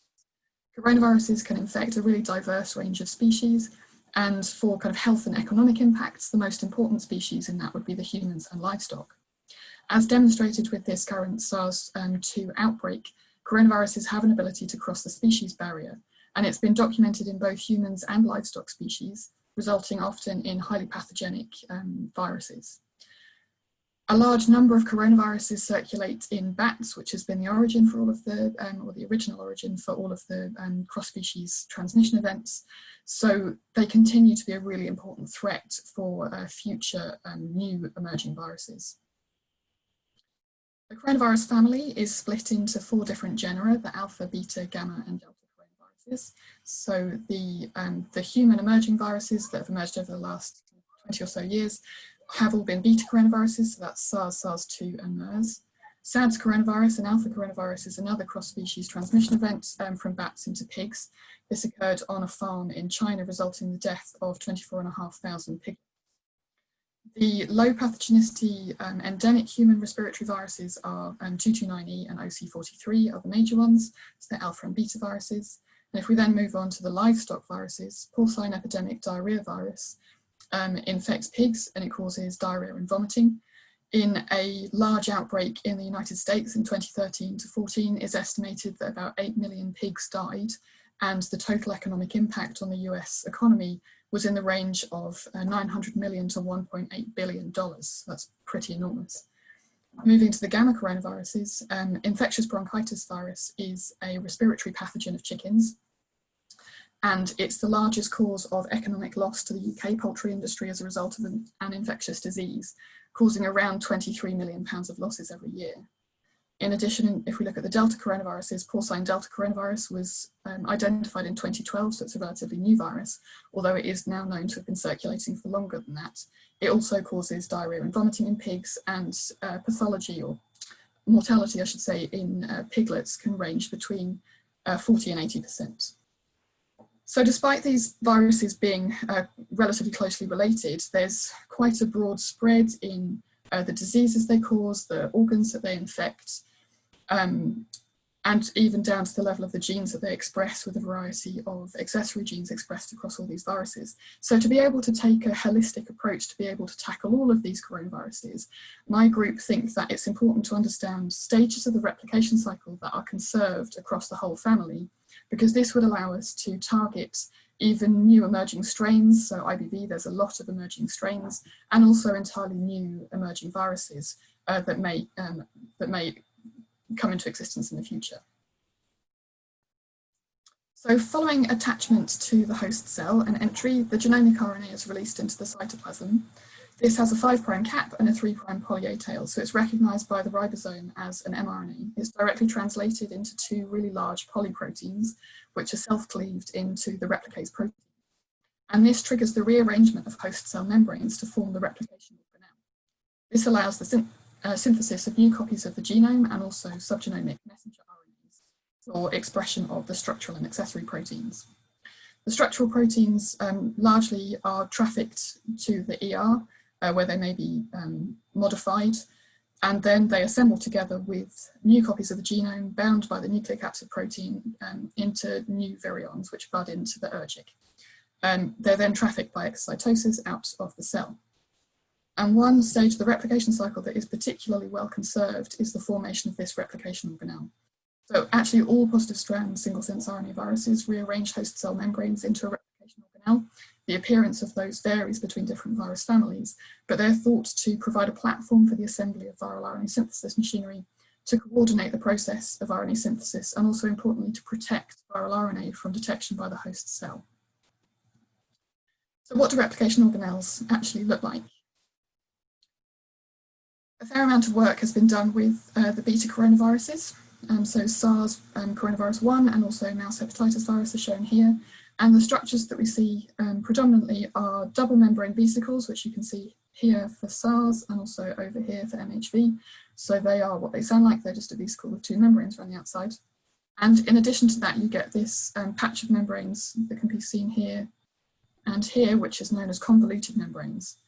In a nice paper using SARS coronavirus, where they did some electron tomography, it was shown that the convoluted membranes are actually a complex interconnecting network of membranes derived from the ER. The outer membrane of the DMV is also connected to the convoluted membranes to the ER and to one another. But interestingly, the inner membrane of the DMV is completely discrete. There were no channels or anything detected that would allow for exchange of material from the interior of the DMV to the cytoplasm. During coronavirus replication, a fairly large amount of double-stranded RNA is produced. It's thought most likely that this is as a result of base pairing between negative strand RNA intermediate copies with the positive strand genome and messenger RNAs. And using immunogold labeling, it was shown that the majority of this signal localizes to the interior of the DMVs, as you can see here, although some of the signal is also present outside. But this raises the interesting question that if this is the site of viral RNA synthesis, how does RNA actually traffic out to the cytoplasm where it can be translated or packaged? So that raised the question about kind of what these different membranes are actually doing. So when we started this work several years ago now, we wanted to understand what the replication organelles of a broader range of different coronaviruses look like. So we started by looking at the gamma coronavirus infectious bronchitis virus, and all of this initial work is done in primary chicken cells. So first of all, just to give you an overview of an IBV infected cell, the first thing that we tend to notice are the virus particles. These either exist as multiple particles in a single vesicle, or you also get smaller vesicles that just contain one or two virus particles. You'll also probably see some virus budding, as can be seen here and here.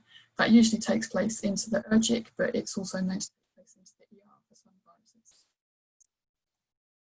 You can then also notice the replication organelle, so that's this really large patch with all these vesicles in. The replication organelle can either appear as these really large areas, but you can also see patches of just a handful of vesicles in a much smaller area of the cell. So if we look, kind of zoom in and look in a bit more detail as to what's actually there, we also see double membrane vesicles, which can be seen here, and this is what these large things are here. Here we can see that there's this really electron dense contents in the middle of the DMVs. The other structure that we see, instead of the convoluted membranes that have been seen for the beta coronaviruses, we can see regions of the ER that become zippered together, that we call zippered ER, and also these much smaller vesicles that are associated with the zippered ER. And we notice that these look as though they are tethered to the zippered ER, so we termed those spherules by comparison to structures that are induced by other positive strand RNA viruses. It's worth noting at this point that the appearance of the replication organelles, particularly the DMVs, varies really quite dramatically depending on the fixation method that's used. So if we fix cells with high pressure freezing, as is shown on this side, the two membranes of the DMV are really tightly opposed, and you have this very electron dense material in the middle of the DMV. If we use glyceraldehyde to chemically fix the cells, the two membranes of the DMV start to separate from one another, and you also see that the contents is almost entirely lost, leaving this kind of lacy spiderweb sort of material behind. The appearance of the zippered ER and also the spherules varies much less dramatically with the fixation method. So we moved on to use electron tomography to be able to understand what these structures look like in 3 dimensions. First of all, looking at the zippered ER and spherules. So we can confirm here, showing that the ER becomes zippered together to form these paired membranes. And we also noticed that the spherules are formed by pinching out of both of those membranes to form this little bud. But each of these spherules remain tethered to the zippered ER, and there's a channel that connects the interior of each of them through to the cytoplasm. And we can also notice that there's this electron density or electron dense material that lines the inner membrane of the spherule.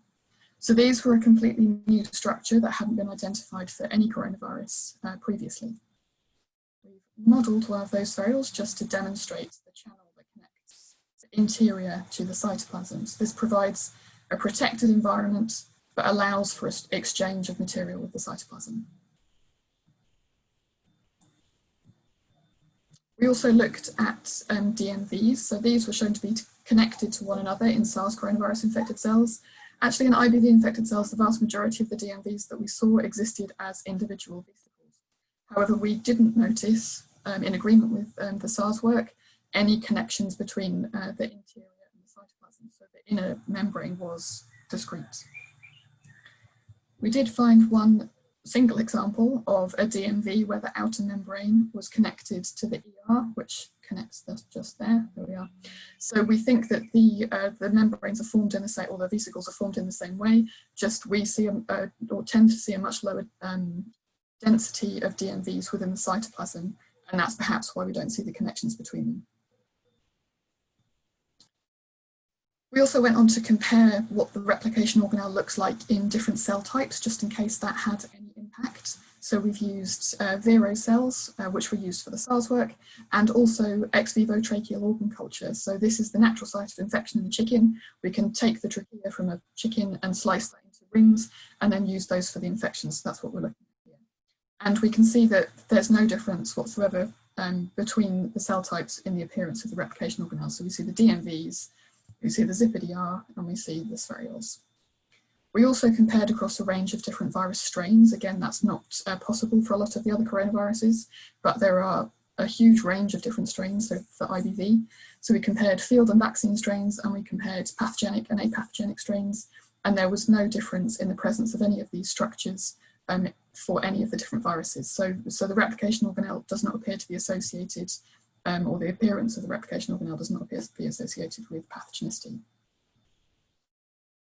Next, we went on to ask what happens in the Delta coronaviruses. So now we're looking at porcine Delta coronavirus infection of porcine cells. And again, the first thing that we can see are virus particles in vesicles, either single particles or multiple particles in a large vesicle. And we can also see the replication organelle. So we now have double membrane vesicles, several of those, and this is a large patch of ZipIDR, which in this case appears as these little strings of paired membranes, and also the double membrane spherules. So we've confirmed that for the Gamma and Delta coronaviruses, we see both double membrane vesicles and double membrane spherules. Subsequent to publishing this work, in collaboration with a group in the Netherlands, we went to look at cells infected with the other coronaviruses again, and actually have now shown that cells infected with coronaviruses from all 4 genera do produce double membrane spherules. So here we're looking at MERS coronavirus infected cells. We've got DMVs and lots of double membrane spherules. This is a SARS coronavirus infected cell, DMVs, there's a spherule. Mouse hepatitis virus, DMVs and a spherule. And over here, this is an alpha coronavirus, human coronavirus 229E. Again, we can see DMVs and spherules. So we've now confirmed that these 2 structures are present in cells infected with all coronaviruses, and these spherules just have not been picked up in earlier work. The same group from the Netherlands have also just recently put out on bioRxiv a paper looking at the replication organelle, or including some data on the replication organelle of SARS coronavirus 2. And we can see the same structures again. So we've got DMVs here. And unlike the convoluted membrane, which you can see here in SARS coronavirus infected cells, they seem to see these longer strings of ZipIDR more comparable to what we saw in IBV infected cells. However, the significance of this we don't really know at the moment. So to summarise this first part, IBV replication organelles, so that's a gamma coronavirus, are comprised of double membrane vesicles, ZipIDR, and double membrane spherules. For porcine Delta coronavirus, the replication organelle strongly resembles that we saw in IBV. It's important to note that the appearance of the replication organelle, specifically the DMVs, changes really quite dramatically with the fixation method. And we have now shown, in collaboration with a group in the Netherlands, that spherules are found in cells infected with the alpha and beta coronaviruses. So we conclude that the conserved replication organelle for all coronaviruses is double membrane vesicles and double membrane spherules. So where does coronavirus RNA synthesis take place? So the role of those different parts of the replication organelle is not really known. And we know that the replicase proteins can localize to both the DMVs and the convoluted membranes. And as I showed earlier from that SARS coronavirus paper, double-stranded RNA localizes to the interior of DMVs. But where RNA synthesis takes place is not known. So several years back, we started to compare, or to try and understand this by comparing the location of double-stranded RNA, which is shown in red, with the location of NSP12, which is the viral RNA-dependent RNA polymerase, which is shown in green. This is over a time course of infection of chicken cells with IBV. And we can see that at any of the time points post-infection, there really doesn't seem to be much co-localization between these signals. So at the time, we concluded that being that NSP12, the polymerase, really must be at the site of viral RNA synthesis, the double-stranded RNA probably wasn't going to be a very good marker for sites of RNA synthesis. And that gave us the working model that double-stranded RNA would be localized on the interior of the DMVs, and that wouldn't be involved in active RNA synthesis, but would shield it from detection by the host cell. And the spherules were a tempting possibility for the site of viral RNA synthesis because they're a protected environment with the opportunity or the ability to exchange material with the cytoplasm, and that would be where our NSP12 was located. More recently, we've been following this up again using a much better marker for sites of viral RNA synthesis. So we've used bromouridine incorporation into nascent RNA, and that's then detected with an antibody. So in green, we're looking at viral RNA that's been synthesized within the 30 minutes prior to fixation, and we're comparing to NSP12 in red. And apart from at this first time point, there really seems to be very little co-localization between these two signals. So initially that was kind of surprising, but we've now come to the conclusion that the antibody against NSP12 just can't access NSP12 within the RNA synthesis machinery. So this is a complex of up to 16 viral proteins plus an unknown number of cellular proteins, and the antibody just can't get in there. And what we're picking up with the antibody is NSP12 that's elsewhere in the cell that's not actively involved in RNA synthesis. So we went back to using double-stranded RNA as a marker instead, which is now shown in red, and the bromouridine labeled RNA is shown in green. And although the co-localization is not perfect, there certainly seems to be much more of an association between these two signals. So we just modeled that to see if we could get a better idea, and it does appear that there are certainly patches where the red and green signal seem to be in the same sort of place as one another. So we decided to use our STED super resolution microscope to see if we could get a clearer picture. So we're now comparing the confocal and the STED images. And what we can see is that there doesn't seem to be co-localization between these signals, but instead you seem to get a spot of double-stranded RNA in red, and that's right next to a patch of nascent RNA in green. So the two signals are very closely associated with one another, even if they're not directly co-localized. So at the same time, the group in the Netherlands were looking into this using tritiated uridine incorporation, followed by EM and autoradiography, which is what's shown here. So we're looking at MERS coronavirus infected cells. Each of the black dots represents some nascent RNA labeled with a tritiated uridine. In the blue circles, we can see patches of spherules, and in the orange squares are patches of convoluted membranes. And outside of that, you can see there are numerous double membrane vesicles around here. And the vast majority of the signal for the nascent RNA is associated with the DMVs and not with the spherules or with the convoluted membranes. And when they compared, or they measured the distance from a given spot back to the center of the closest DMV or the center of the closest double membrane spherule, it's obvious that the signal is specifically associated with DMVs and not with double membrane spherules. So DMVs are the location of nascent RNA accumulation. So we've shown that nascent RNA doesn't co-localize with our NSP12 antibody, but instead it is closely associated with double-stranded RNA, and also that nascent RNA localizes to DMVs. So we can conclude from all of this data together, primarily from the data from the Netherlands, that DMVs are the site of coronavirus RNA synthesis. So that gives us an updated model where DMVs and nascent RNA localize to the DMVs, and the spherules really have an unknown function. This is potentially the site of active or non-active, NSP12 accumulation, but we need to follow that up. So future perspectives, we've got a huge number of questions to follow up still. So we're going to start shortly to do some cryo-electron tomography and soft X-ray tomography of IBV replication organelles, and also hopefully some, or potentially some SARS-CoV-2 replication organelles as well, in collaboration with Diamond. So that will allow us to visualize the complete replication organelle network so that we can understand how everything's connected on a whole cell level.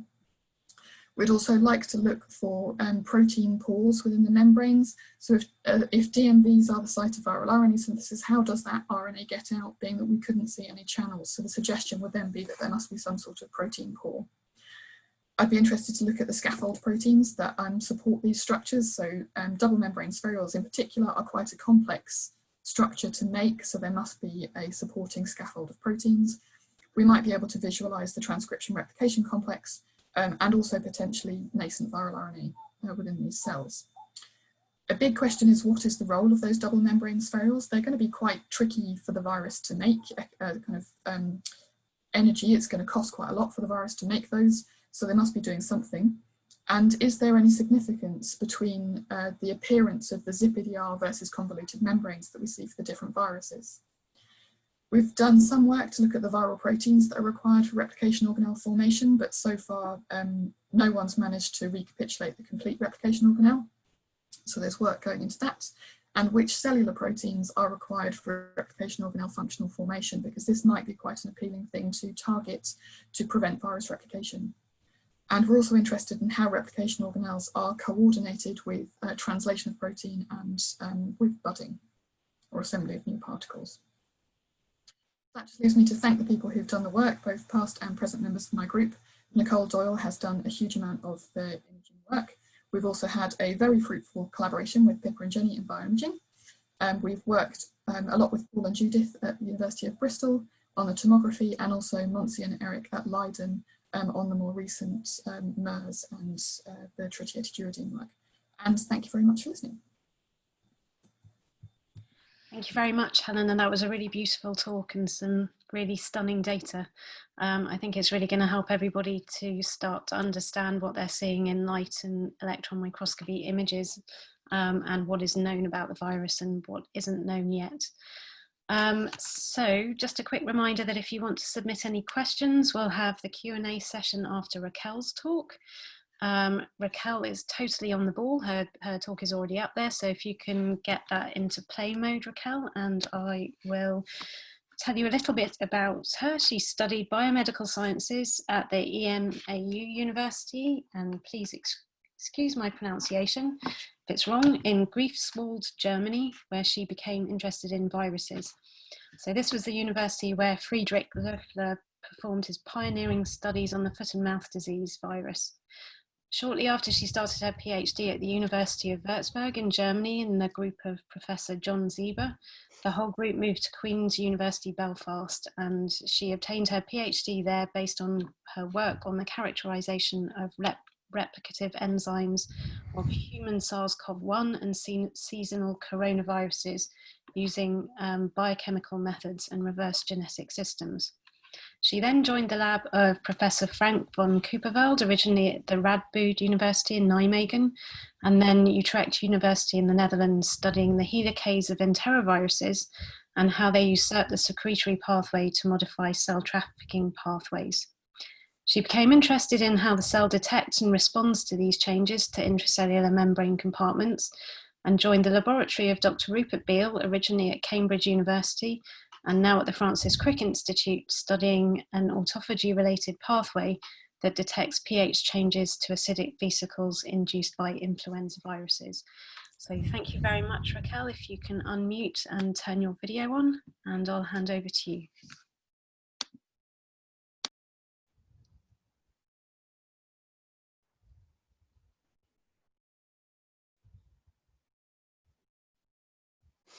Okay. Yeah, Lucy, thank you very much for the kind introduction. Well, I am always been interested in viruses, and so I'm the person that, well, I work with viruses. I generate the samples that I then hand off to the EM people who will hopefully generate some beautiful images for me. So I thought, since, well, the audience, I hope there'll be a lot of, or there'll be quite a few people who are not that familiar with viruses and all the tools that virologists have at their disposal. I would give an introduction into, well, what kind of tools we have actually developed over all those years of working with these viruses.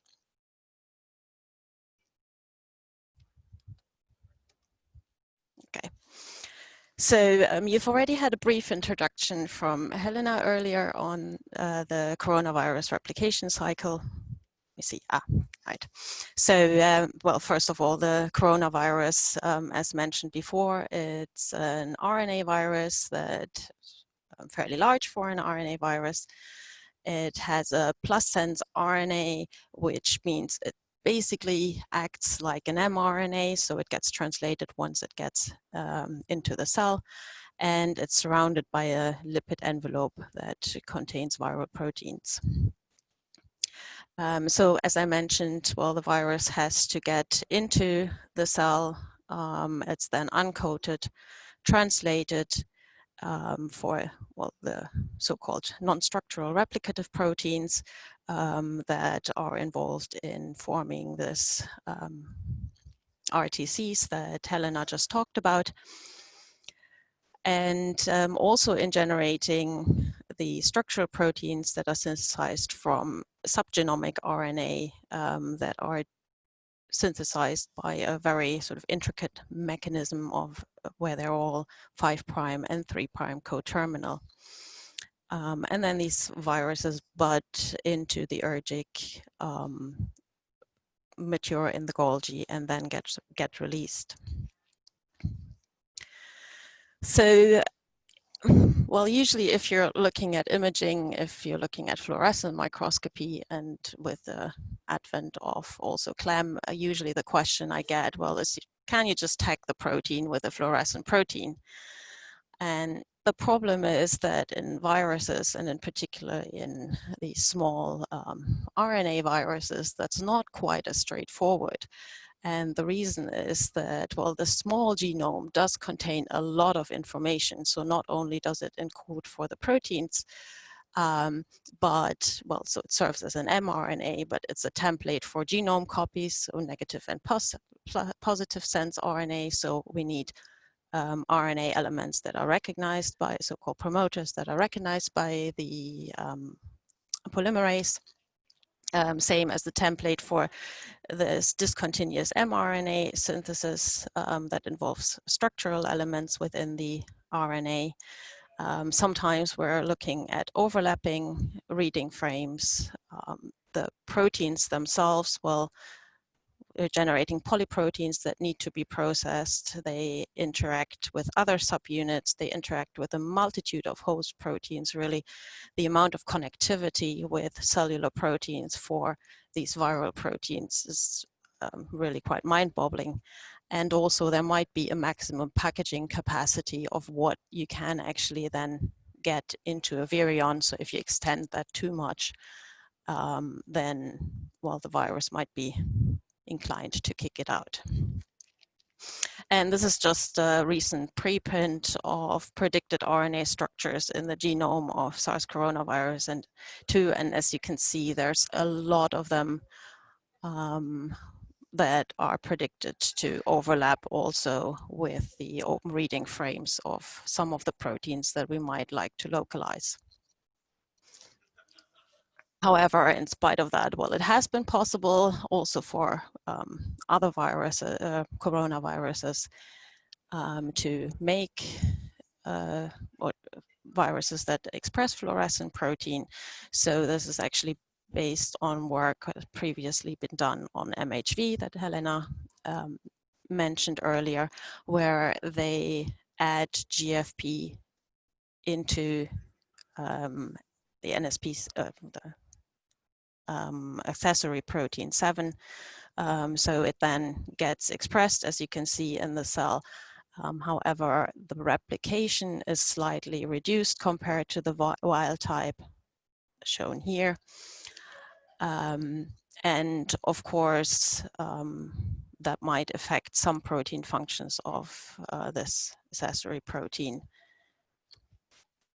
And well, they weren't the only ones, so very quickly, just using a slightly different assembly method, another group did basically the same approach with the neon green instead of the GFP.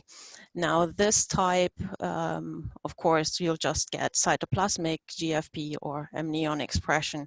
So it's probably more useful for studies where you're looking at either sort of in animal experiments or in, well, actual tissue culture, so HAE cultures.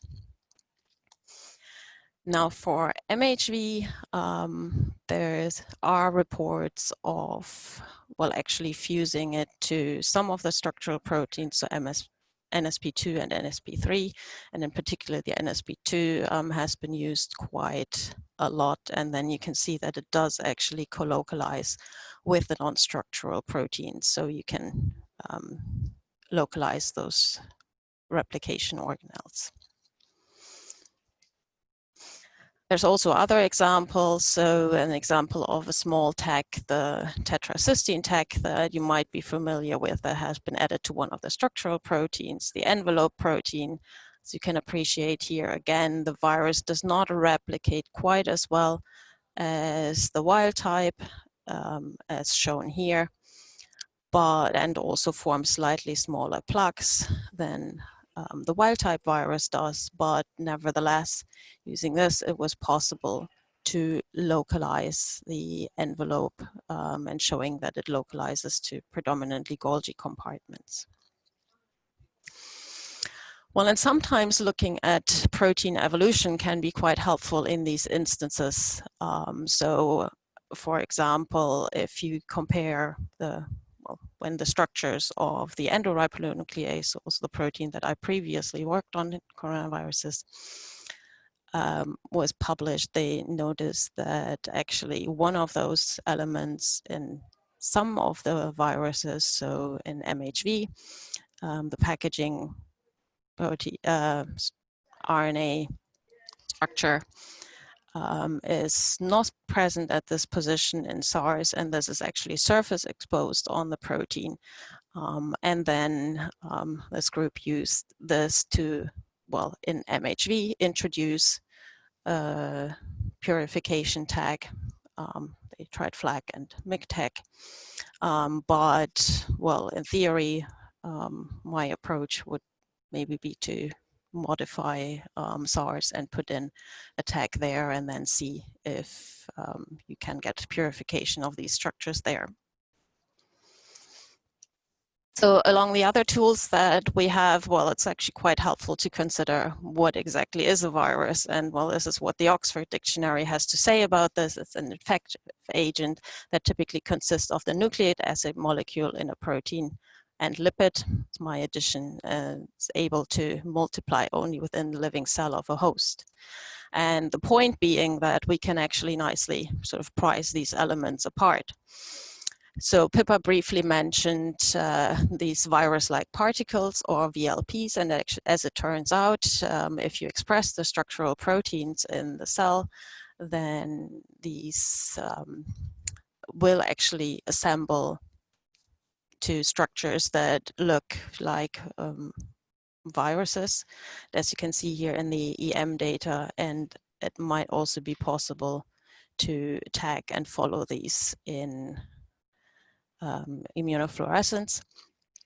And well, these kind of VLPs are, at this point, non-infectious, so lower safety precautions. And there's been some really elegant work on influenza virus assembly, also done with VLPs in, for example, John Brick's group in Cambridge, and also people using this tool to actually look at fusion in cryo-EM. So another method that you've probably come across is, well, what I like to refer to as the Frankenstein of virology, where it turns out to a certain extent you can actually mix and match virus particles. So a lot of people are familiar with the term of retroviral transduction, and this is where you basically use the retrovirus but stick on another receptor binding protein And often these are made replication incompetent, so you get just a single round of infection, you have the increased safety, you can put in reporter genes there because there's less of the genome required. They're mainly used to study receptor requirements, but might miss additional attachment factors sometimes, and recombinant VSV, so that is actually replication competent, is also used for assembly studies. So, but just because it's possible to do doesn't mean that it always should be done, as everybody has mentioned throughout their talks. All this work needs to be risk assessed, and in this case also you do require GMO licenses to carry out this work. Now you can also go the other way. I'm not aware of anybody using this for imaging, though in theory that should be possible, but you can just take the RNA, take out some of the structural proteins or all of them, and replace them with a fluorescent marker and potentially also with a selection marker. And then this RNA will actually continue replicating within the cell, the so-called replicon. Now, we also rely on the sort of basic methods to detect viral RNA. Some of them Helena just mentioned in her talk. So there is RNA fish, that hybridization of small antisense targeting, fluorescently labeled molecules. More for fixed sample, in live cell, more the molecular beacon, so where you get quenching whenever it's not bound aptamers. You can add additional hairpin structures and then get phage coat binding to these, or the newest methods along these is CRISPR-Cas9 based, has been modified, and that's sort of starting to look to get to a point where it's becoming quite user-friendly. A lot of them have been tried and not always with the most success. Well, all of this is a lot of trial and error, but there are also some very beautiful studies using these methods for a variety of viruses. Now, Helena also briefly mentioned the in vivo labeling of RNA. So for example, you could use click chemistry or radioactively labeled nucleic acids. And that for coronaviruses, this has been done, for example, in this study. Now, this is a method that is, well, currently getting used more and more. It's not one that I'm at all familiar with myself from using it. And so this is in fixed samples, and where you, well, again, use a probe hybridization. You then have an amplifying step, which means that this can be quite sensitive and it can be multiplexed with antibodies. So this is something that's being used for tissue and studies quite extensively. Very quickly, that was adapted to use for SARS-CoV-2. There's a publication out there, and you can detect positive and negative sense RNA. But as I said, it's not a method that I've used myself previously, but Liv from Wendy Barclay's lab has established this for SARS coronavirus. And as I said, some of her sort of initial experiments showing here. So she would be one person to contact if you really want to know the nitty-gritty of what you actually need to do to use this method. Now, because there is so much interest in this virus, there are plenty of antibodies available. So, so far we've gone through the rounds of, well, just basically testing all sorts of reagents that are out there. And there's a variety shown here, and we'll work out a way where, well, I'm very happy to share which ones I've tested, which ones worked for me, which ones didn't. So several of the non-structural proteins that are commercially available, double-stranded RNA, as Helena Meyer mentioned, this is also an antibody that's commercially available. Also for the structural proteins, these commercially available. This one, as it turns out, is, so this is from SARS-1 survivor from the blood that was cloned out and can actually just be produced in 293T cells. And these have been, so the ones that I've just mentioned have been used for immuno-EM. So for these loads of reagents out there, rather sadly, one of the sort of safest things to do that you could do would be using the seasonal coronaviruses or other low-path coronaviruses. But there it becomes a lot harder to actually get your hold on any reagents. Most of these are in-house by people that have been working on this for a long time.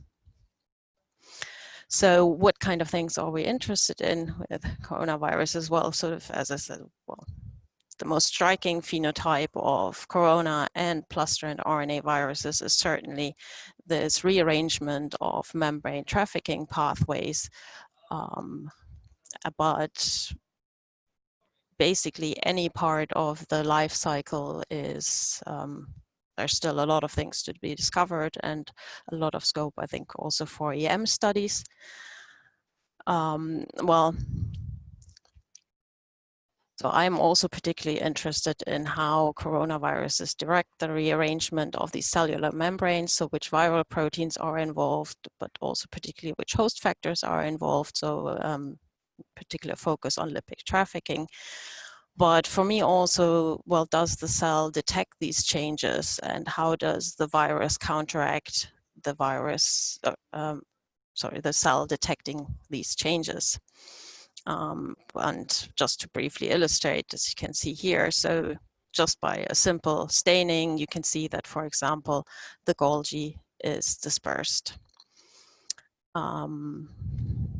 You see, so for me, the first instance is not, well, because from my background, I've done CRISPR screens before, whole genome CRISPR screens, and this is the approach we're currently following here to identify host dependency factors, then staining these and sorting them by FACS, validate and analyze this, and then confirm the role in SARS-CoV, and this is where all the imaging will come in. But just to show, so this is from a former colleague of mine. This doesn't only happen in coronaviruses. There's a lot of viruses out there that will, or the plus-strand RNA viruses that will rearrange membranes that have a scope for beautiful studies. My work currently, as I said, up to now has focused on influenza virus recently, where we showed that, well, the autophagosome, or what everybody assumes are autophagosomes based on the structural protein, or the protein LC3 being relocalized in influenza virus, is not actually autophagosomes, as you can see briefly here, just a brief sort of snippet. They do behave quite differently in live cell.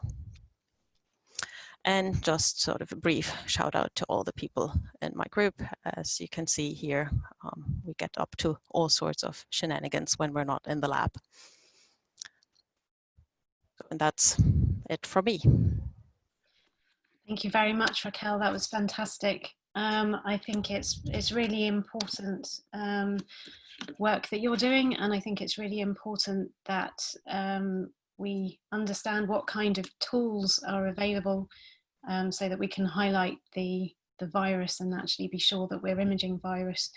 And I guess that brings us right back to the beginning, because it's particularly challenging to be sure that when you're imaging a small vesicle in maybe EM of a human tissue biopsy, that small vesicle is a virus particle and not a vesicle from an exosome or from a multivesicular body or something similar.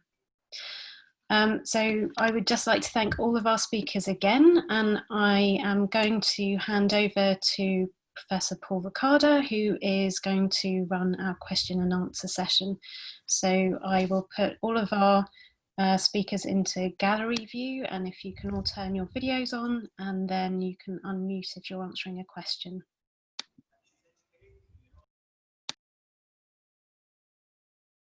Okay, while I was setting up that, also from me, and I think from all the participants, a great thanks to all the speakers for beautiful presentations.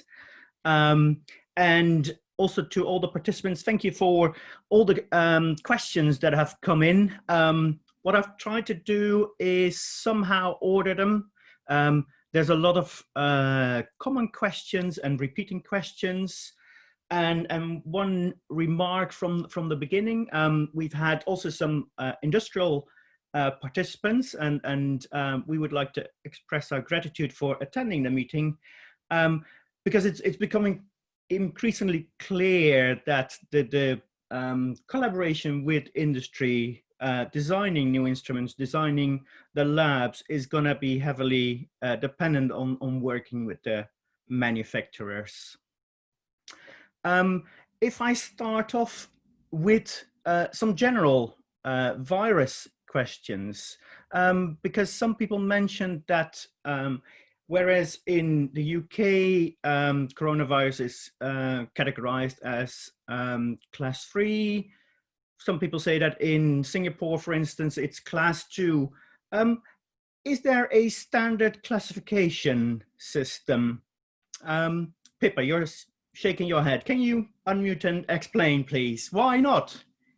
I don't know why not. I was thinking this is the question for Matthew actually, but my face sort of made a movement or whatever.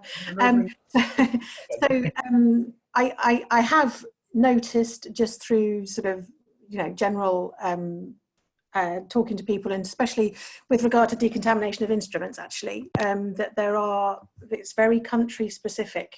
So if you're, the only thing I would say is if you're based in that country, then you have to follow those guidelines. But I don't know if Matthew has more to say. Yep, Matthew. Yeah, so I think Pippa's basically right. It's country specific. You've basically got to follow the laws of your country. And again, I don't want to be too health and safety over it, but you will get shut down with this coronavirus. That there's so much heat around it, the political heat. I cannot tell you, I've had to do things and write papers and give reasons and explanations that we've never had to, we've had Ebola, Lassa fever, all those things. No one has cared. We've used our standard method. With this pathogen, the heat is on. People are watching what you're doing. If you do something wrong, they're going to come down on you like you've never seen before. This thing about China releasing the virus deliberately, I think it's rubbish, but it may have got out not deliberately. If it turns out there's a release of this from a British lab and you've not got all the paperwork in place, then there's not going to be any discussion about it. So you need to know, this is where there's no excuse. You've got to know what your rules are. I was obviously speaking from a very Anglo-centric point of view. I kind of know what our laws are, and Pippa knows what hers are with SAPO. You've got to know what your laws are. That's why you've got to involve your safety team. If they don't know now, they need to know, because they're the people ultimately you pass the responsibility on. You're responsible, but then the safety is responsible, and then the head of the unit is responsible. That's why you got to get everybody signing up to it, because then everybody is covered. If a bit of that falls down, then you're going to be in trouble. So know what your local rules are. They may be different. I don't know why that would be, but you've got to follow the laws of your land, wherever that happens to be. But isn't there in, for instance, the World Health Organization, then any efforts to have a unified classification system, or I don't know, for instance, also in pathology, I would assume, because the virus is the same, why are there different standards? Is that...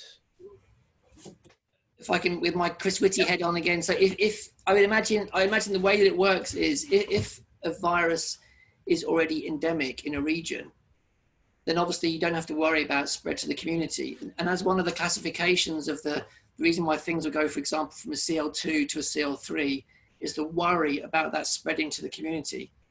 Now, if that's already in the community, say in Singapore, maybe they consider that coronavirus, because they had SARS-1, SARS light, or slightly, the original SARS, maybe they feel that therefore the spread to the community is not as serious as we thought, because we didn't have the first SARS. So you can see why the World Health Organization can't put an absolute hazard group on a pathogen for the whole world, because it will differ on whether that pathogen is actually already endemic in that region. So I think that's why they leave it to us, but they do expect each region or each nation to come up with their own hazard groups, which you'd think would be close, but maybe not identical. Okay, yeah. No, I think that's clear. And this question came up quite a few times, and that's about the standard fixation protocol. So that's for all of you. What protocol are you using, and how do you know that that's secure enough? Shall I start with Emir, because he did first? I saw your hand, Matthew.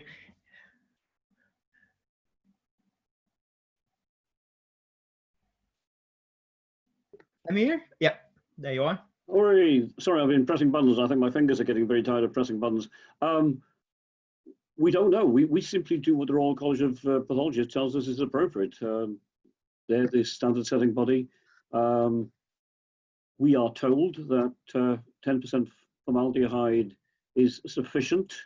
I don't know if it's been tested on this particular virus. I was very interested to speak to one of my mortuary manager who has had to change the supplier of the disinfectant we use for those, the masks we wear. We auto disinfect them between different users. We have one supplier who will tell us that they have achieved an European standard. I can't remember which it is because it's not my desire to remember numbers. But they say it's safe for this particular coronavirus because they've been able to test its capacity to inactivate other related coronaviruses. They haven't tested it on SARS-CoV-2. So that's where we're at. I think we are doing things that are pragmatic, but not necessarily entirely evidence-based. Okay, because I've heard 8%. Yeah, Matthew? Yeah, I'd say that's kind of true at the moment. We are actually at this very moment doing inactivation studies in the high containment labs at Colindale for exactly this reason, because people are asking us for that. We're doing it. So firstly, what's happened is that the testing labs, of which now there are obviously many, they are very concerned to know that all the different buffers that all the different suppliers are supplying them with are inactivating the coronavirus for the PCRs that are now being used, because a lot of these people have never ever handled. A lot of these people this is one of the things that the press never really picks up, saying, "Oh, roll out the test, roll out the test." The labs that are now doing these tests aren't used to handling hazard group 3 agents, and actually they're quite concerned. Some of them, they've got relatively, junior, inexperienced, maybe low-paid staff that are now basically doing work with something that's potentially very dangerous. So those labs now want extra reassurance that those buffers are inactivating. So we are doing loads of work with Public Health England, actually in Colindale and also in the Porton labs, to know that those buffers are inactivating. As soon as we've done those, the PCR and testing lab inactivation buffers, we're going to start doing the EM, light microscopy, aldehyde inactivation methods. We've already started it, but it's actually a huge amount of work, because the only way ultimately is to try to grow the virus after you've inactivated it. So that requires a CL3 lab, but it also requires a lot of time, because actually you may knock down the virus, but it might still be there. So you have to basically attempt to passage it over and over. So there's often actually not a real sterilizing inactivation. It's often that you knock down to 5 logs, 4 logs, but actually often you can actually recover infectious virus eventually if you passage it long enough. So ultimately, hopefully, this research will come out through Public Health England, but it's too early. But it is being done. But ultimately, at the moment, we use a method which has been fine for every other pathogen going back into history, which is we use a 4% final formaldehyde concentration for 1 hour at room temperature. So that's added from an 8% stock mixed 1-to-1 with our viral supernatants. That is deemed appropriate for every high consequence pathogen that we've worked with. So yeah, by historical reasons, we think that's safe. And if you look at all the papers, most people reckon that even, you know, a tenth of that would be sufficient. I would say the temperature is important. Don't add the fix and put it in the cold room, because for whatever reason, fixation in the cold doesn't inactivate virus. You've got to do it at room temperature. Contact time is important. Temperature is important. So don't just go away for the weekend and leave it in the fridge, because it won't necessarily be inactivated. Okay, that's excellent information, and that's, I would say, relatively low concentration of formaldehyde or PFA, what you're putting on there. Is that what because Pippa, you mentioned 8%, right? Or do I have that wrong? No. So Matthew said 8%, and then diluting it half, so it turns out to be 4%. But yeah, I mean, just reiterating really what Matthew's done. So what we do is we go on the literature. So we will. There's a lot of literature, and there's a lot of variation in the literature to do with temperature and duration of fixation, et cetera. But and then if we're using a new pathogen, obviously we have the advantage that we have the high containment labs. So we will do the inactivation or whatever, and then our method is to then put that back into cell culture and see if we get replication of virus. And you know, you're looking for a 4-log decline, a 6-log decline. It's unreasonable to expect that you'll go down to absolute zero. So absolutely nothing, but if you've got a significant that sort of log decline, then that's what we take. But then again, this is all done, all has to go through several committees before these things are sort of validated. But that's what we do. Okay, yeah. Helena, Rachel, do you use any other methods?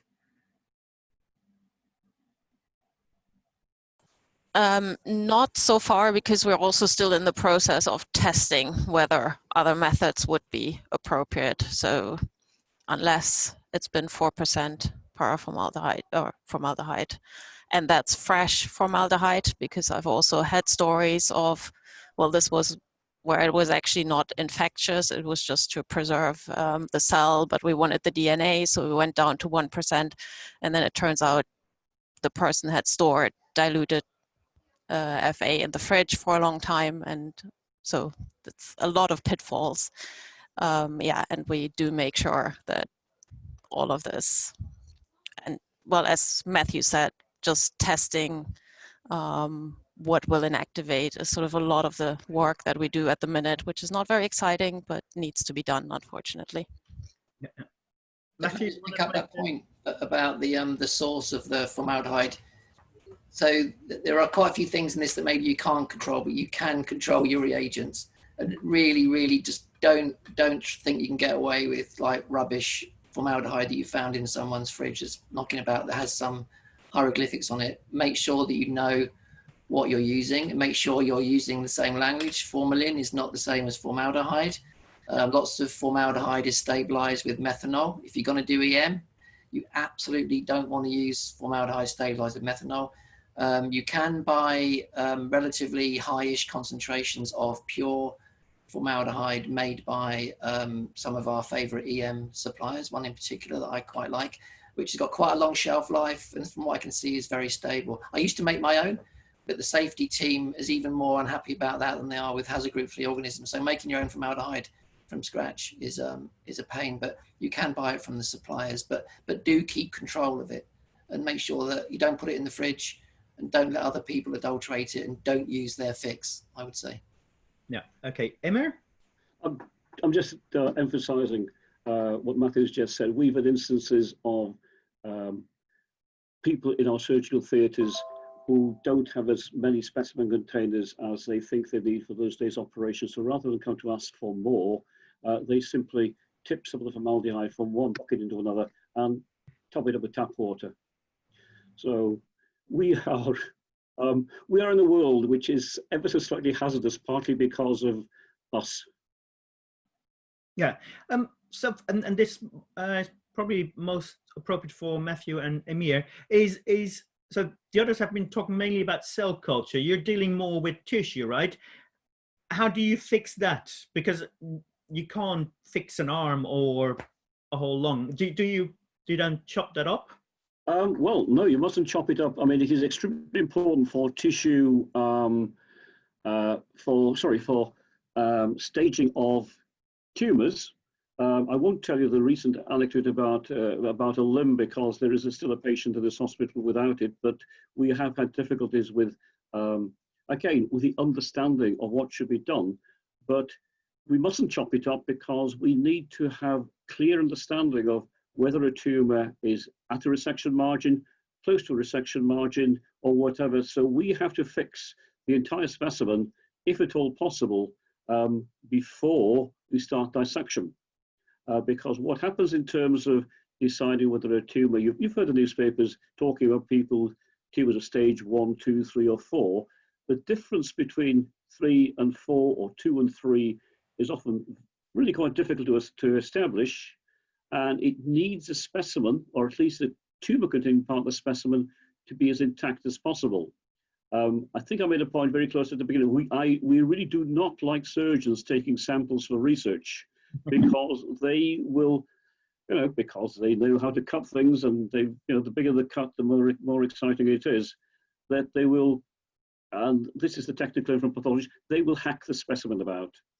And that is so wrong in terms of the patient's future, because it may determine the difference between one form of chemoradiotherapy postoperatively or no chemoradiotherapy postoperatively, and so on and so forth. You mustn't.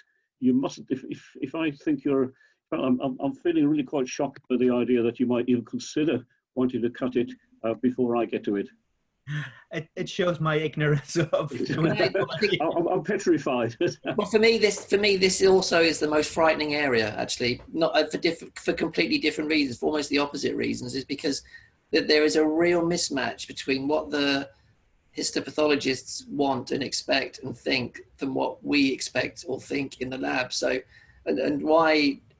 I think it was the day after Lucy called me to ask me some stuff. Somebody else called me and said that they'd been given a lump of tissue that supposedly was a piece of, I think it was kidney, that was from a SARS-2 patient, and what should they do with it? And they literally had been handed this thing that had come from, I don't know, it was an autopsy or just a biopsy, in a liquid, which was, the pathologist or whoever had taken it said it's infixative, it's fine. But actually it's not fine, because she didn't know anything about it. She didn't know what the concentration of the fixative and also how long it's been in there. Because we know, as Emir showed very nicely in his talk, the fixative will penetrate, but it'll only penetrate, it's not magic. It doesn't know to get all the way into like a 6-inch, lump or whatever it is. So it's only going to penetrate the outside. And that's actually made even worse with glutaraldehyde, probably, because you make essentially a kind of a crust of glutaraldehyde fixed material that nothing can get through. You cut that open in a normal lab, and you've just got, pure SARS-2 in your face. So this is really, I think, and hopefully this is what Lucy is going to sort out, is getting these two worlds that are at this moment colliding in a really quite, I would say, chaotic way. That there needs to be some understanding about what we are expecting. For EM, you need a tiny amount, which is why, Emir, I know you're hovering to come in, but that's why Paul would imagine that you cut it up, because we want millimeter pieces to embed and to cut, and you want foot long bits of bowel full of feces. There's a completely mismatch there. We've got to, but there's got to be a way of working it safely. And at the moment, it seems to be rather random. In every place that's doing it appears to be doing it in a slightly different way, and that's from a safety point of view, that's a bit disturbing. Yeah, I mean that the specimen that my colleague was slicing into, that was preparation of a specimen that had already been in the laboratory, sitting in standard 10% formaldehyde for 24 hours. The teaching is, I think the teaching is probably entirely inaccurate and depends on the density of the tissue, is that formaldehyde will penetrate into solid tissue like that at a millimeter every hour. When you looked at that specimen, it's clearly wrong because there was only the inner centimeter, the outer centimeter that was brown, i.e. where the proteins had been coagulated by the formaldehyde. The reason Godfrey was slicing it is to allow the formaldehyde to get at the cut surfaces. It's not unusual, especially with a large, dense tumor, that you've made those initial cuts very carefully because you want to preserve the tissue planes, that you'll go back in another 24 hours, and you'll still find that when you slice it further, there are areas which are still pink. And in this particular world, if tissue is still pink, I'm going to regard it as unfixed and worrying. What we can do with that sort of protective gear is to take the small samples that will give you a basic diagnosis. Fortunately, the things that really matter in terms of staging are usually the peripheries, but there are all sorts of dangers. As I indicated in my talk. Oops. Might be that we've lost you, Amir. Let's, Pippa, you wanted to make a comment, right? Just a very, very brief comment. I think, as I said in my talk, when we're talking about this cutting up tissue pieces, I would expect sort of large tissue pieces. I would be very, and I'm talking sort of 0.5 centimetre to 1 centimetre cubed. I'm talking that's large to me. Yes. As an electron microscopist. So if I received that from a CL3 infected tissue, then I would want that to go into a CL3 lab to be cut up and fixed into tiny, tiny pieces for EM and fixed more properly, if you see what I mean. Okay, yeah, yeah. Well, let's hope Emir calls back in soon. The other, a more general question is, was that how does the coronavirus kill the cell that it infects, or does it even kill the cell, or is it just a propagation machine? So once it's made its virus, what's going to happen to the cell? And that's probably for the cell biology. Helena, very good. So unlike lots of viruses, coronaviruses aren't lytic viruses, so they don't produce a large number of particles and then pop the cell. Instead, because they rely on the cell membranes for encapsulating or for budding, to put the lipid membrane around, and then the particles are released by exocytosis. So for IBV, for example, new particles start to be released from around 6 hours post-infection, and then the cell can continue to pump out new virus particles for 24 plus hours. The cell will ultimately die through kind of apoptosis. The viruses do all induce apoptosis. So they do kind of keel over eventually, but the virus wants to keep the cell alive for as long as possible so that it can produce as many virions as possible. Okay, Raquel, if you then would have made a fluorescent virus, and the virus is exocytosed, is that transmitted into, so can you then propagate fluorescent viruses? Is that possible nowadays?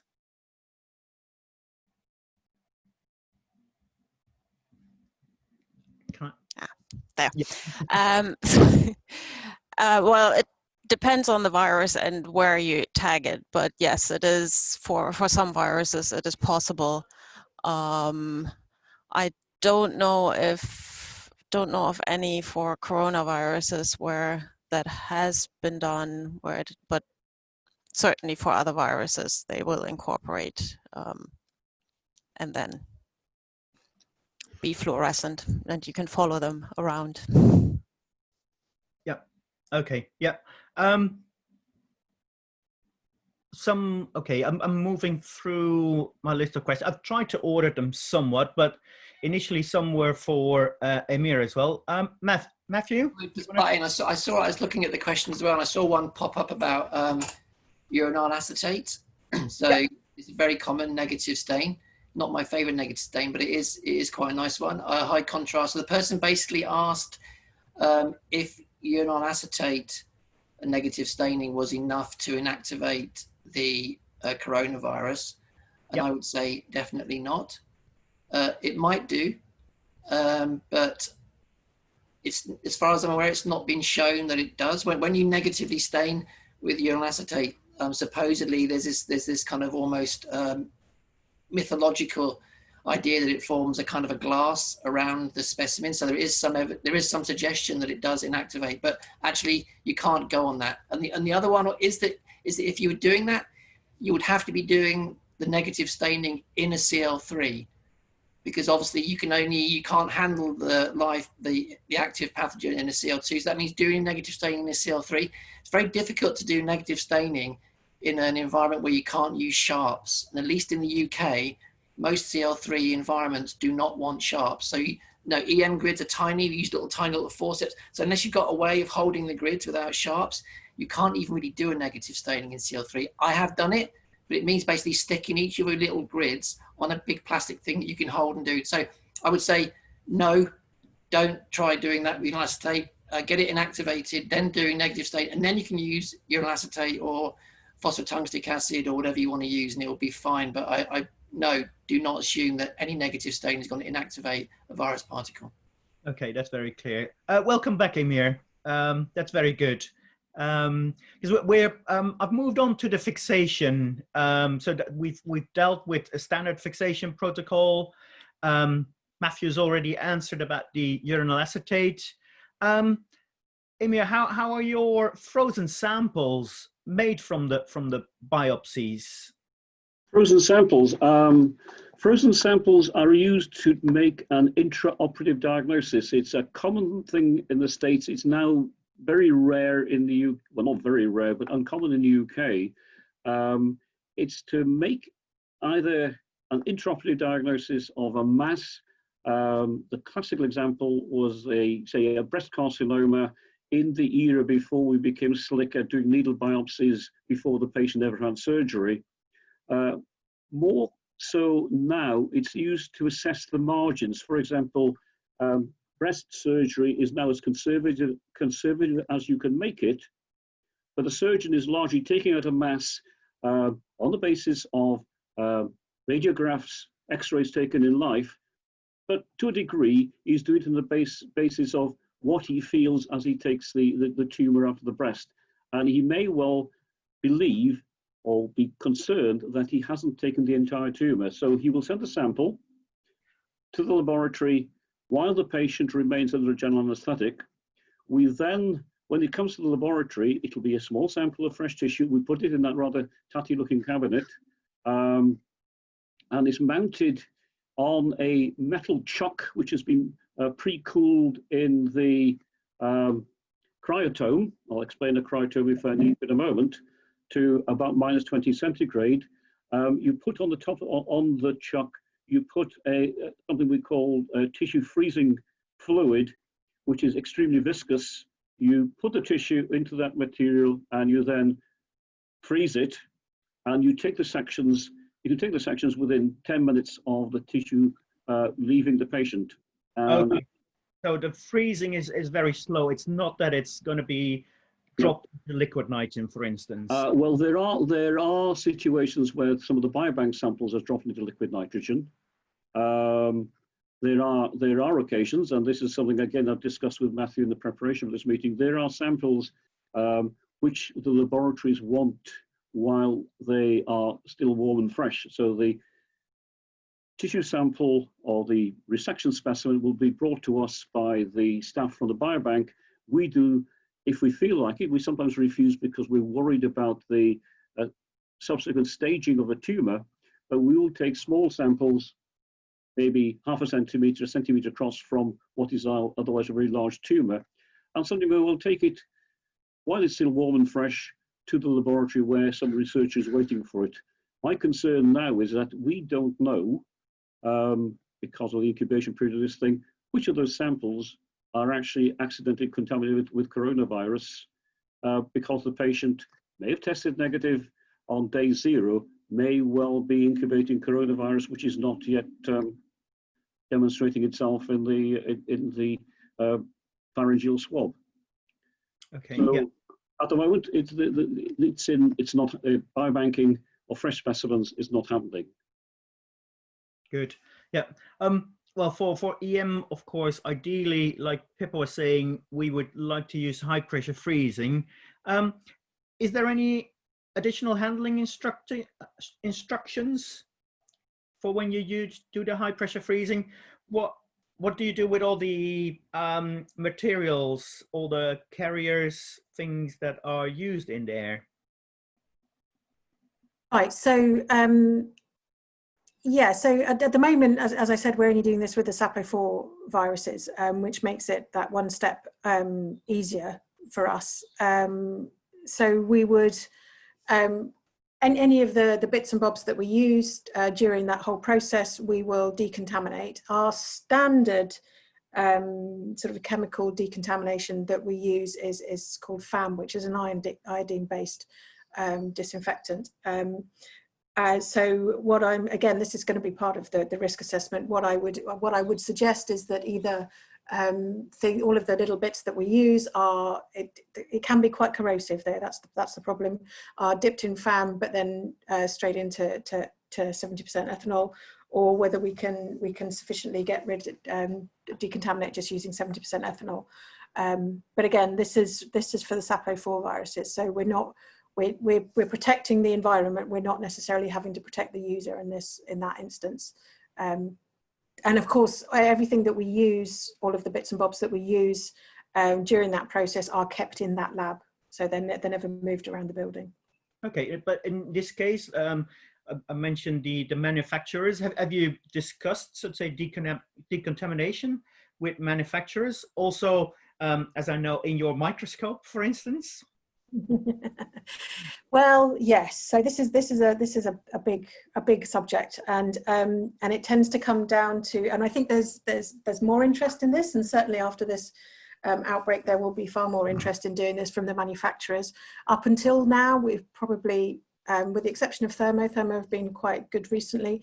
Then we've been quite a specialist sort of subset of people that they're going to sell to. So of course, it's the fact of, do they want to put money into R&D when it's only going to sell a few bits and bobs here and there? So in terms of the high pressure freezer, we've got the HEPA filter, so we can attach that HEPA filter so that the exhaust from the specimen chamber, as it comes out, goes through the HEPA filter. So that's what we've been using. I really don't know what we would do for CL3 pathogens in that respect. With regards to decontaminating electron microscopes, there are options, or there have been options that have been floating around since the year dot. So hydrogen peroxide, sort of gas. We have a system to set up chlorine dioxide to decontaminate the inside of our cryo-TEM. Again, the problem with all of these agents is that they're very corrosive.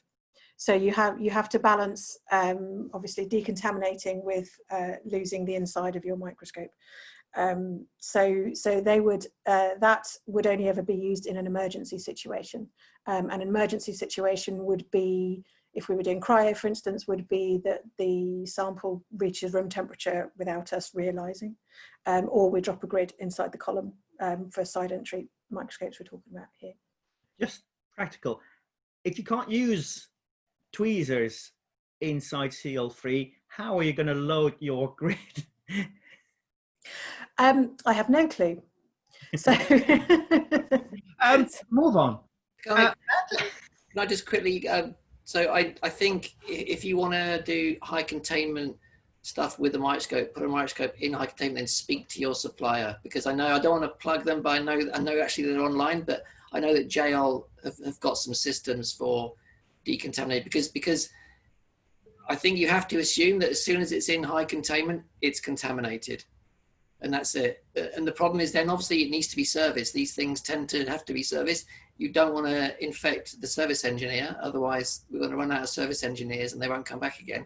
So there needs to be a system, and I know that they kind of JL have invested. I'm sure the other companies have as well. So just, I would say speak to suppliers, and they probably need to get a little bit more on board on knowing what the requirement for this actually is, and maybe, you know, together we can make more headroom. There could be that there's great advances I don't know about, but I think this is a manufacturing issue. Yeah, no, there's quite a few of the industrial participants who've made comments in the question box that they would like to be involved as well. So, Pippa? Yeah, so I would just like to say that it's actually on our jail instrument that we've got the chlorine dioxide, the option to install the chlorine dioxide decon system, and I think yeah, so that will happen at some point. But again, this is for our SARS-CoV-4 viruses, and even for our SARS-CoV-4 viruses, this is proving to be a tricky process. So for CL3, that's a whole nother level of pain. Yeah. Okay, I realized that we only have 15 minutes left. So I'm slowly going to move through, so say, more experimental procedures working with the viruses. One for you, Pippa. Are the cover slips in the cell culture imaging dishes plastic or glass? So they're glass. So these are the normal standard Clem dishes that So these are the Matec. Yeah, so I did actually get Jenny to send me the details of this because I saw this question. If anybody is desperately, if there's lots and lots of questions, then I can literally share my screen for a minute or a second to put up the link and the product details if anybody wants that, or I can do. If it's the same we are using, then it is the Matec gridded. Yes, it's Matec gridded. So we will also put together a document with links for anything that people want to share to send out with the recorded webinar afterwards. Okay, I can add the details for that, but that of course gives us the option to do Clem as well. So that's it's nice. It's an expensive way of doing it, but then of course you're working with in the CL3 lab, and you have to make the guys their lives a bit easier. Yep. Okay, that was one of the questions. Can you share the link? Which is what we'll do. So how what kind of resin? So that's probably Pippa, Matthew, Helena, Rachel. What kind of resins are you using to embed your samples in for electron microscopy? So for normal chemical fixation, then I would use a standard epoxy resin. So I use the just for ultrastructural imaging. It's the best resin just for ultrastructural imaging. Of course, if you want to do any immunolabeling down the line, then you don't use an epoxy resin. So if Helena was showing a lot. So Helena, what are you using there? I work with Pippa, so okay. So the other option would be if we were doing only the high pressure freezing freeze sub, or we would go into acrylic resin. So we go into low acryl. Okay. Yeah. Matt, what are you using? Standard, just nothing. I mean, I don't have such sophisticated imaging as I would love to have a bit more. Our stuff is just basically to get it inactivated and kind of know where the virus particles are. We don't have the same requirement really for quite such fine ultrastructure. So I just use TARB 812 sort of standard resin. So nothing. Once you got it, once you've got it fixed, there's nothing special about it. In fact, the virus particles are possibly a bit more stable than the rest of the tissue. I know that I have in the past had some post-mortem material where the tissue was really horrible, and actually the only thing left were the virus particles. So they, I guess they've kind of evolved to be, as stable as possible. So when everything else is dissolved, maybe there's still going to be a little bit of that left. So once you get it my main concern with the high containment stuff is to get it inactive, and then getting it embedded is relatively standard. I haven't done anything special at all. Yeah. Well, you've shown that even with modest means, you can get beautiful images.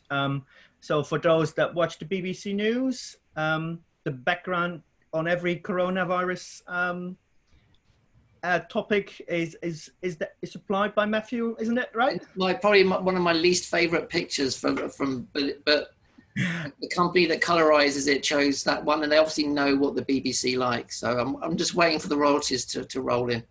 Unfortunately, it's copyrighted to PHE, not to me directly. So any money goes. I think it's just a couple of £100 that you get for the licensing, but it's quite a nice little kind of warm feeling that I hope isn't a fever that comes over me every time I see the news.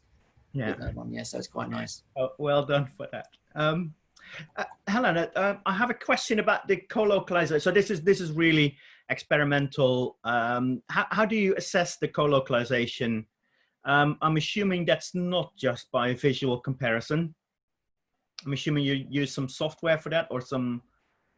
So for the data that I presented, yes, yeah, do any sort of quantitation, it was basically just by eye. So the model that we did was using the Amaris software. I mean, you can use any image analysis software to generate those sorts of things. But we've not, for the type of analysis that we're doing, we've not needed to kind of add numbers to it, basically. So what we've got is good enough for the question that we're trying to answer. So we haven't gone down the route of actually trying to quantify percentages of co-localization. Okay, so yeah, in this case, that wasn't essential. Good. Good. Even more for you. Have you tried any of the CLEM techniques for better or higher resolution localization?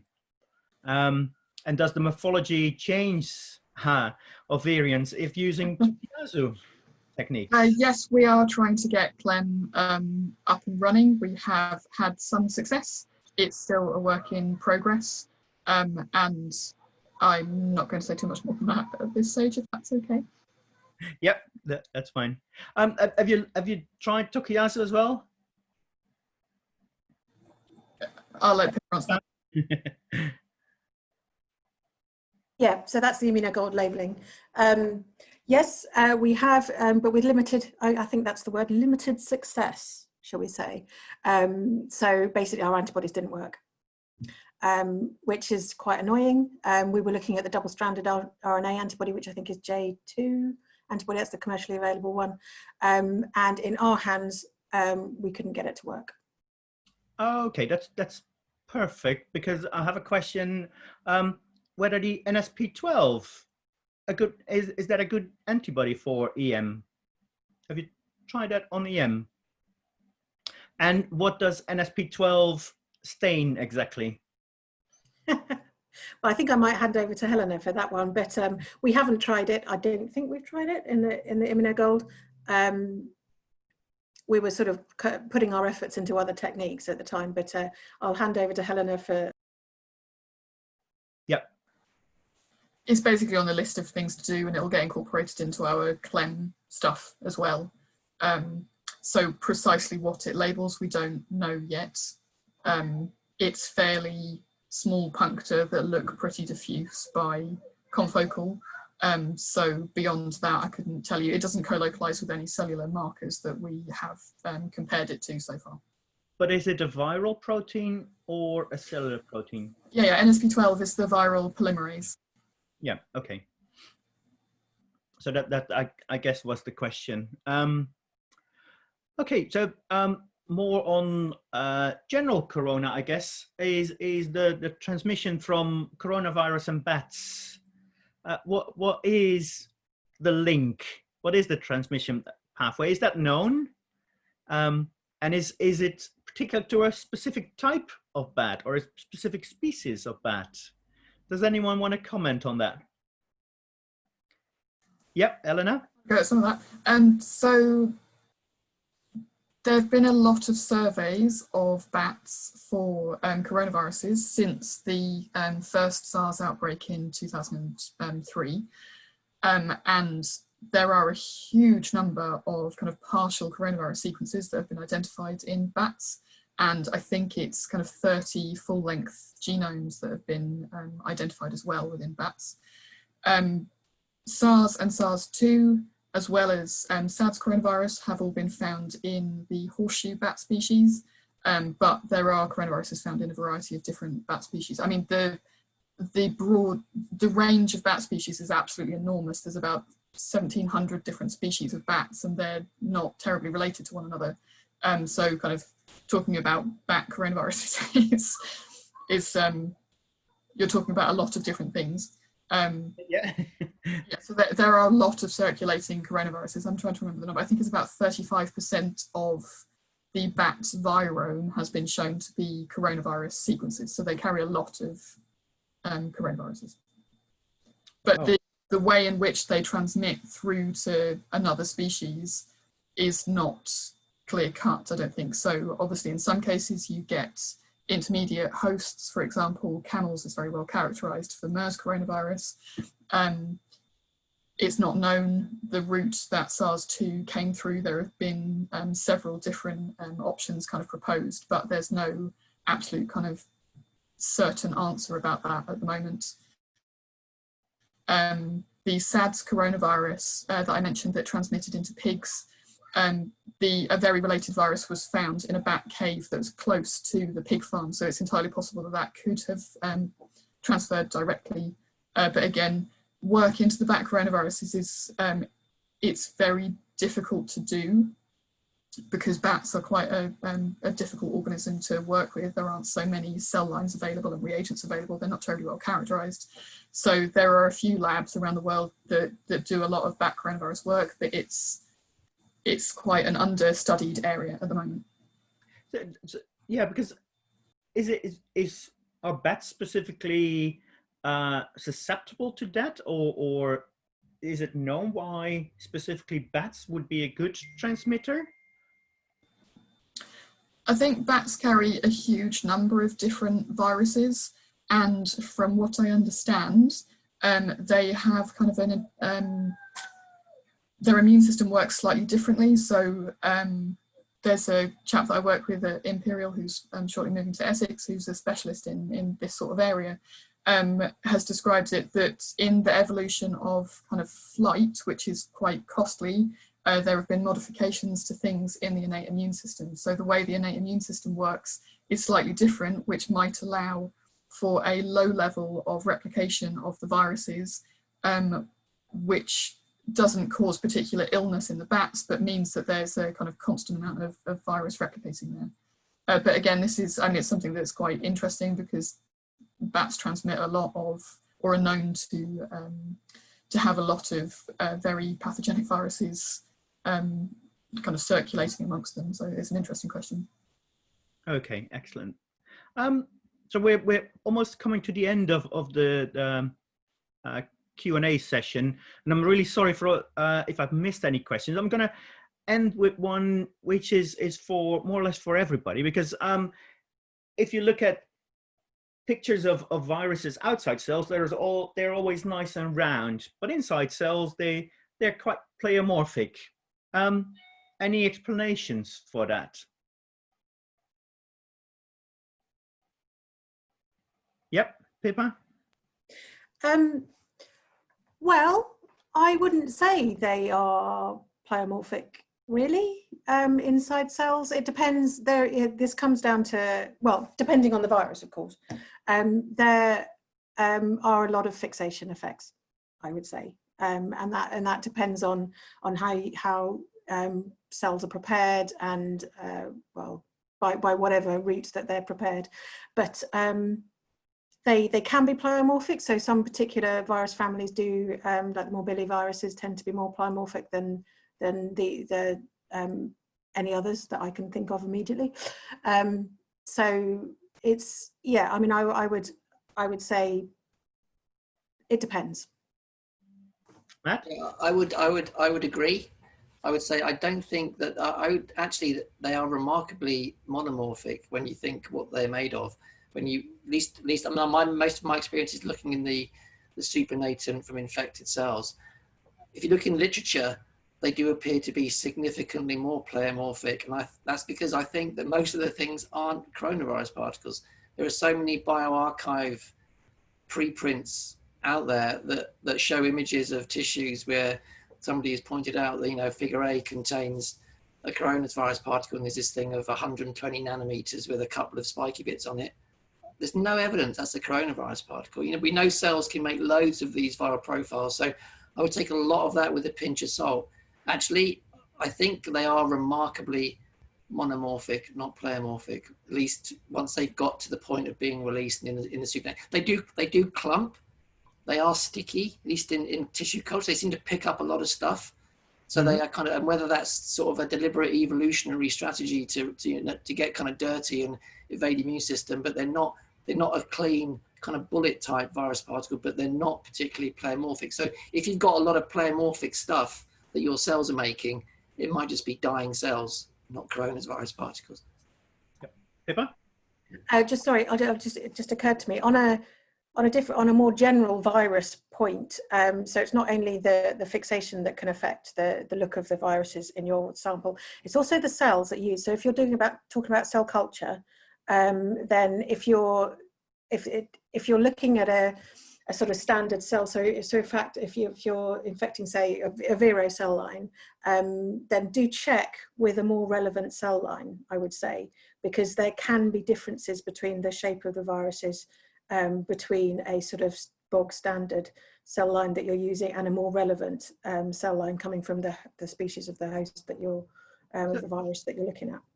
So for the current coronavirus, is there a good lung cell line or lung cell model that can be used to make it more physiological?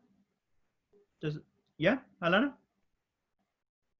So there are publications where they've shown that Cali-3 cells, which are a lung epithelial cell, can be used to propagate the virus. So that's an option. And the other, the model that's used quite a lot for the other human respiratory coronaviruses, and actually some of the animal ones, are the differentiated human airway epithelial cultures. So it's, at least then you've got a mixed population of cells, you've got mucus, you've got cilia that beat, you know, it's a much more realistic, it's at the air-liquid interface as well, so it's a much more realistic system for the airways. They're either difficult to make or expensive to buy, but certainly for getting something that's more realistic to the natural site of infection, they're really good to use. Okay, yep. Good. There's quite a few technical questions still left, which I think we'll think of a way of how we can answer those offline and in some kind of form. Thank you all for this session, and thank you again all the participants for the questions. I'm going to hand back to Lucy. Thank you very much, Paul. So just to wrap up, I'd like to thank all of our speakers again. I think they were absolutely fantastic.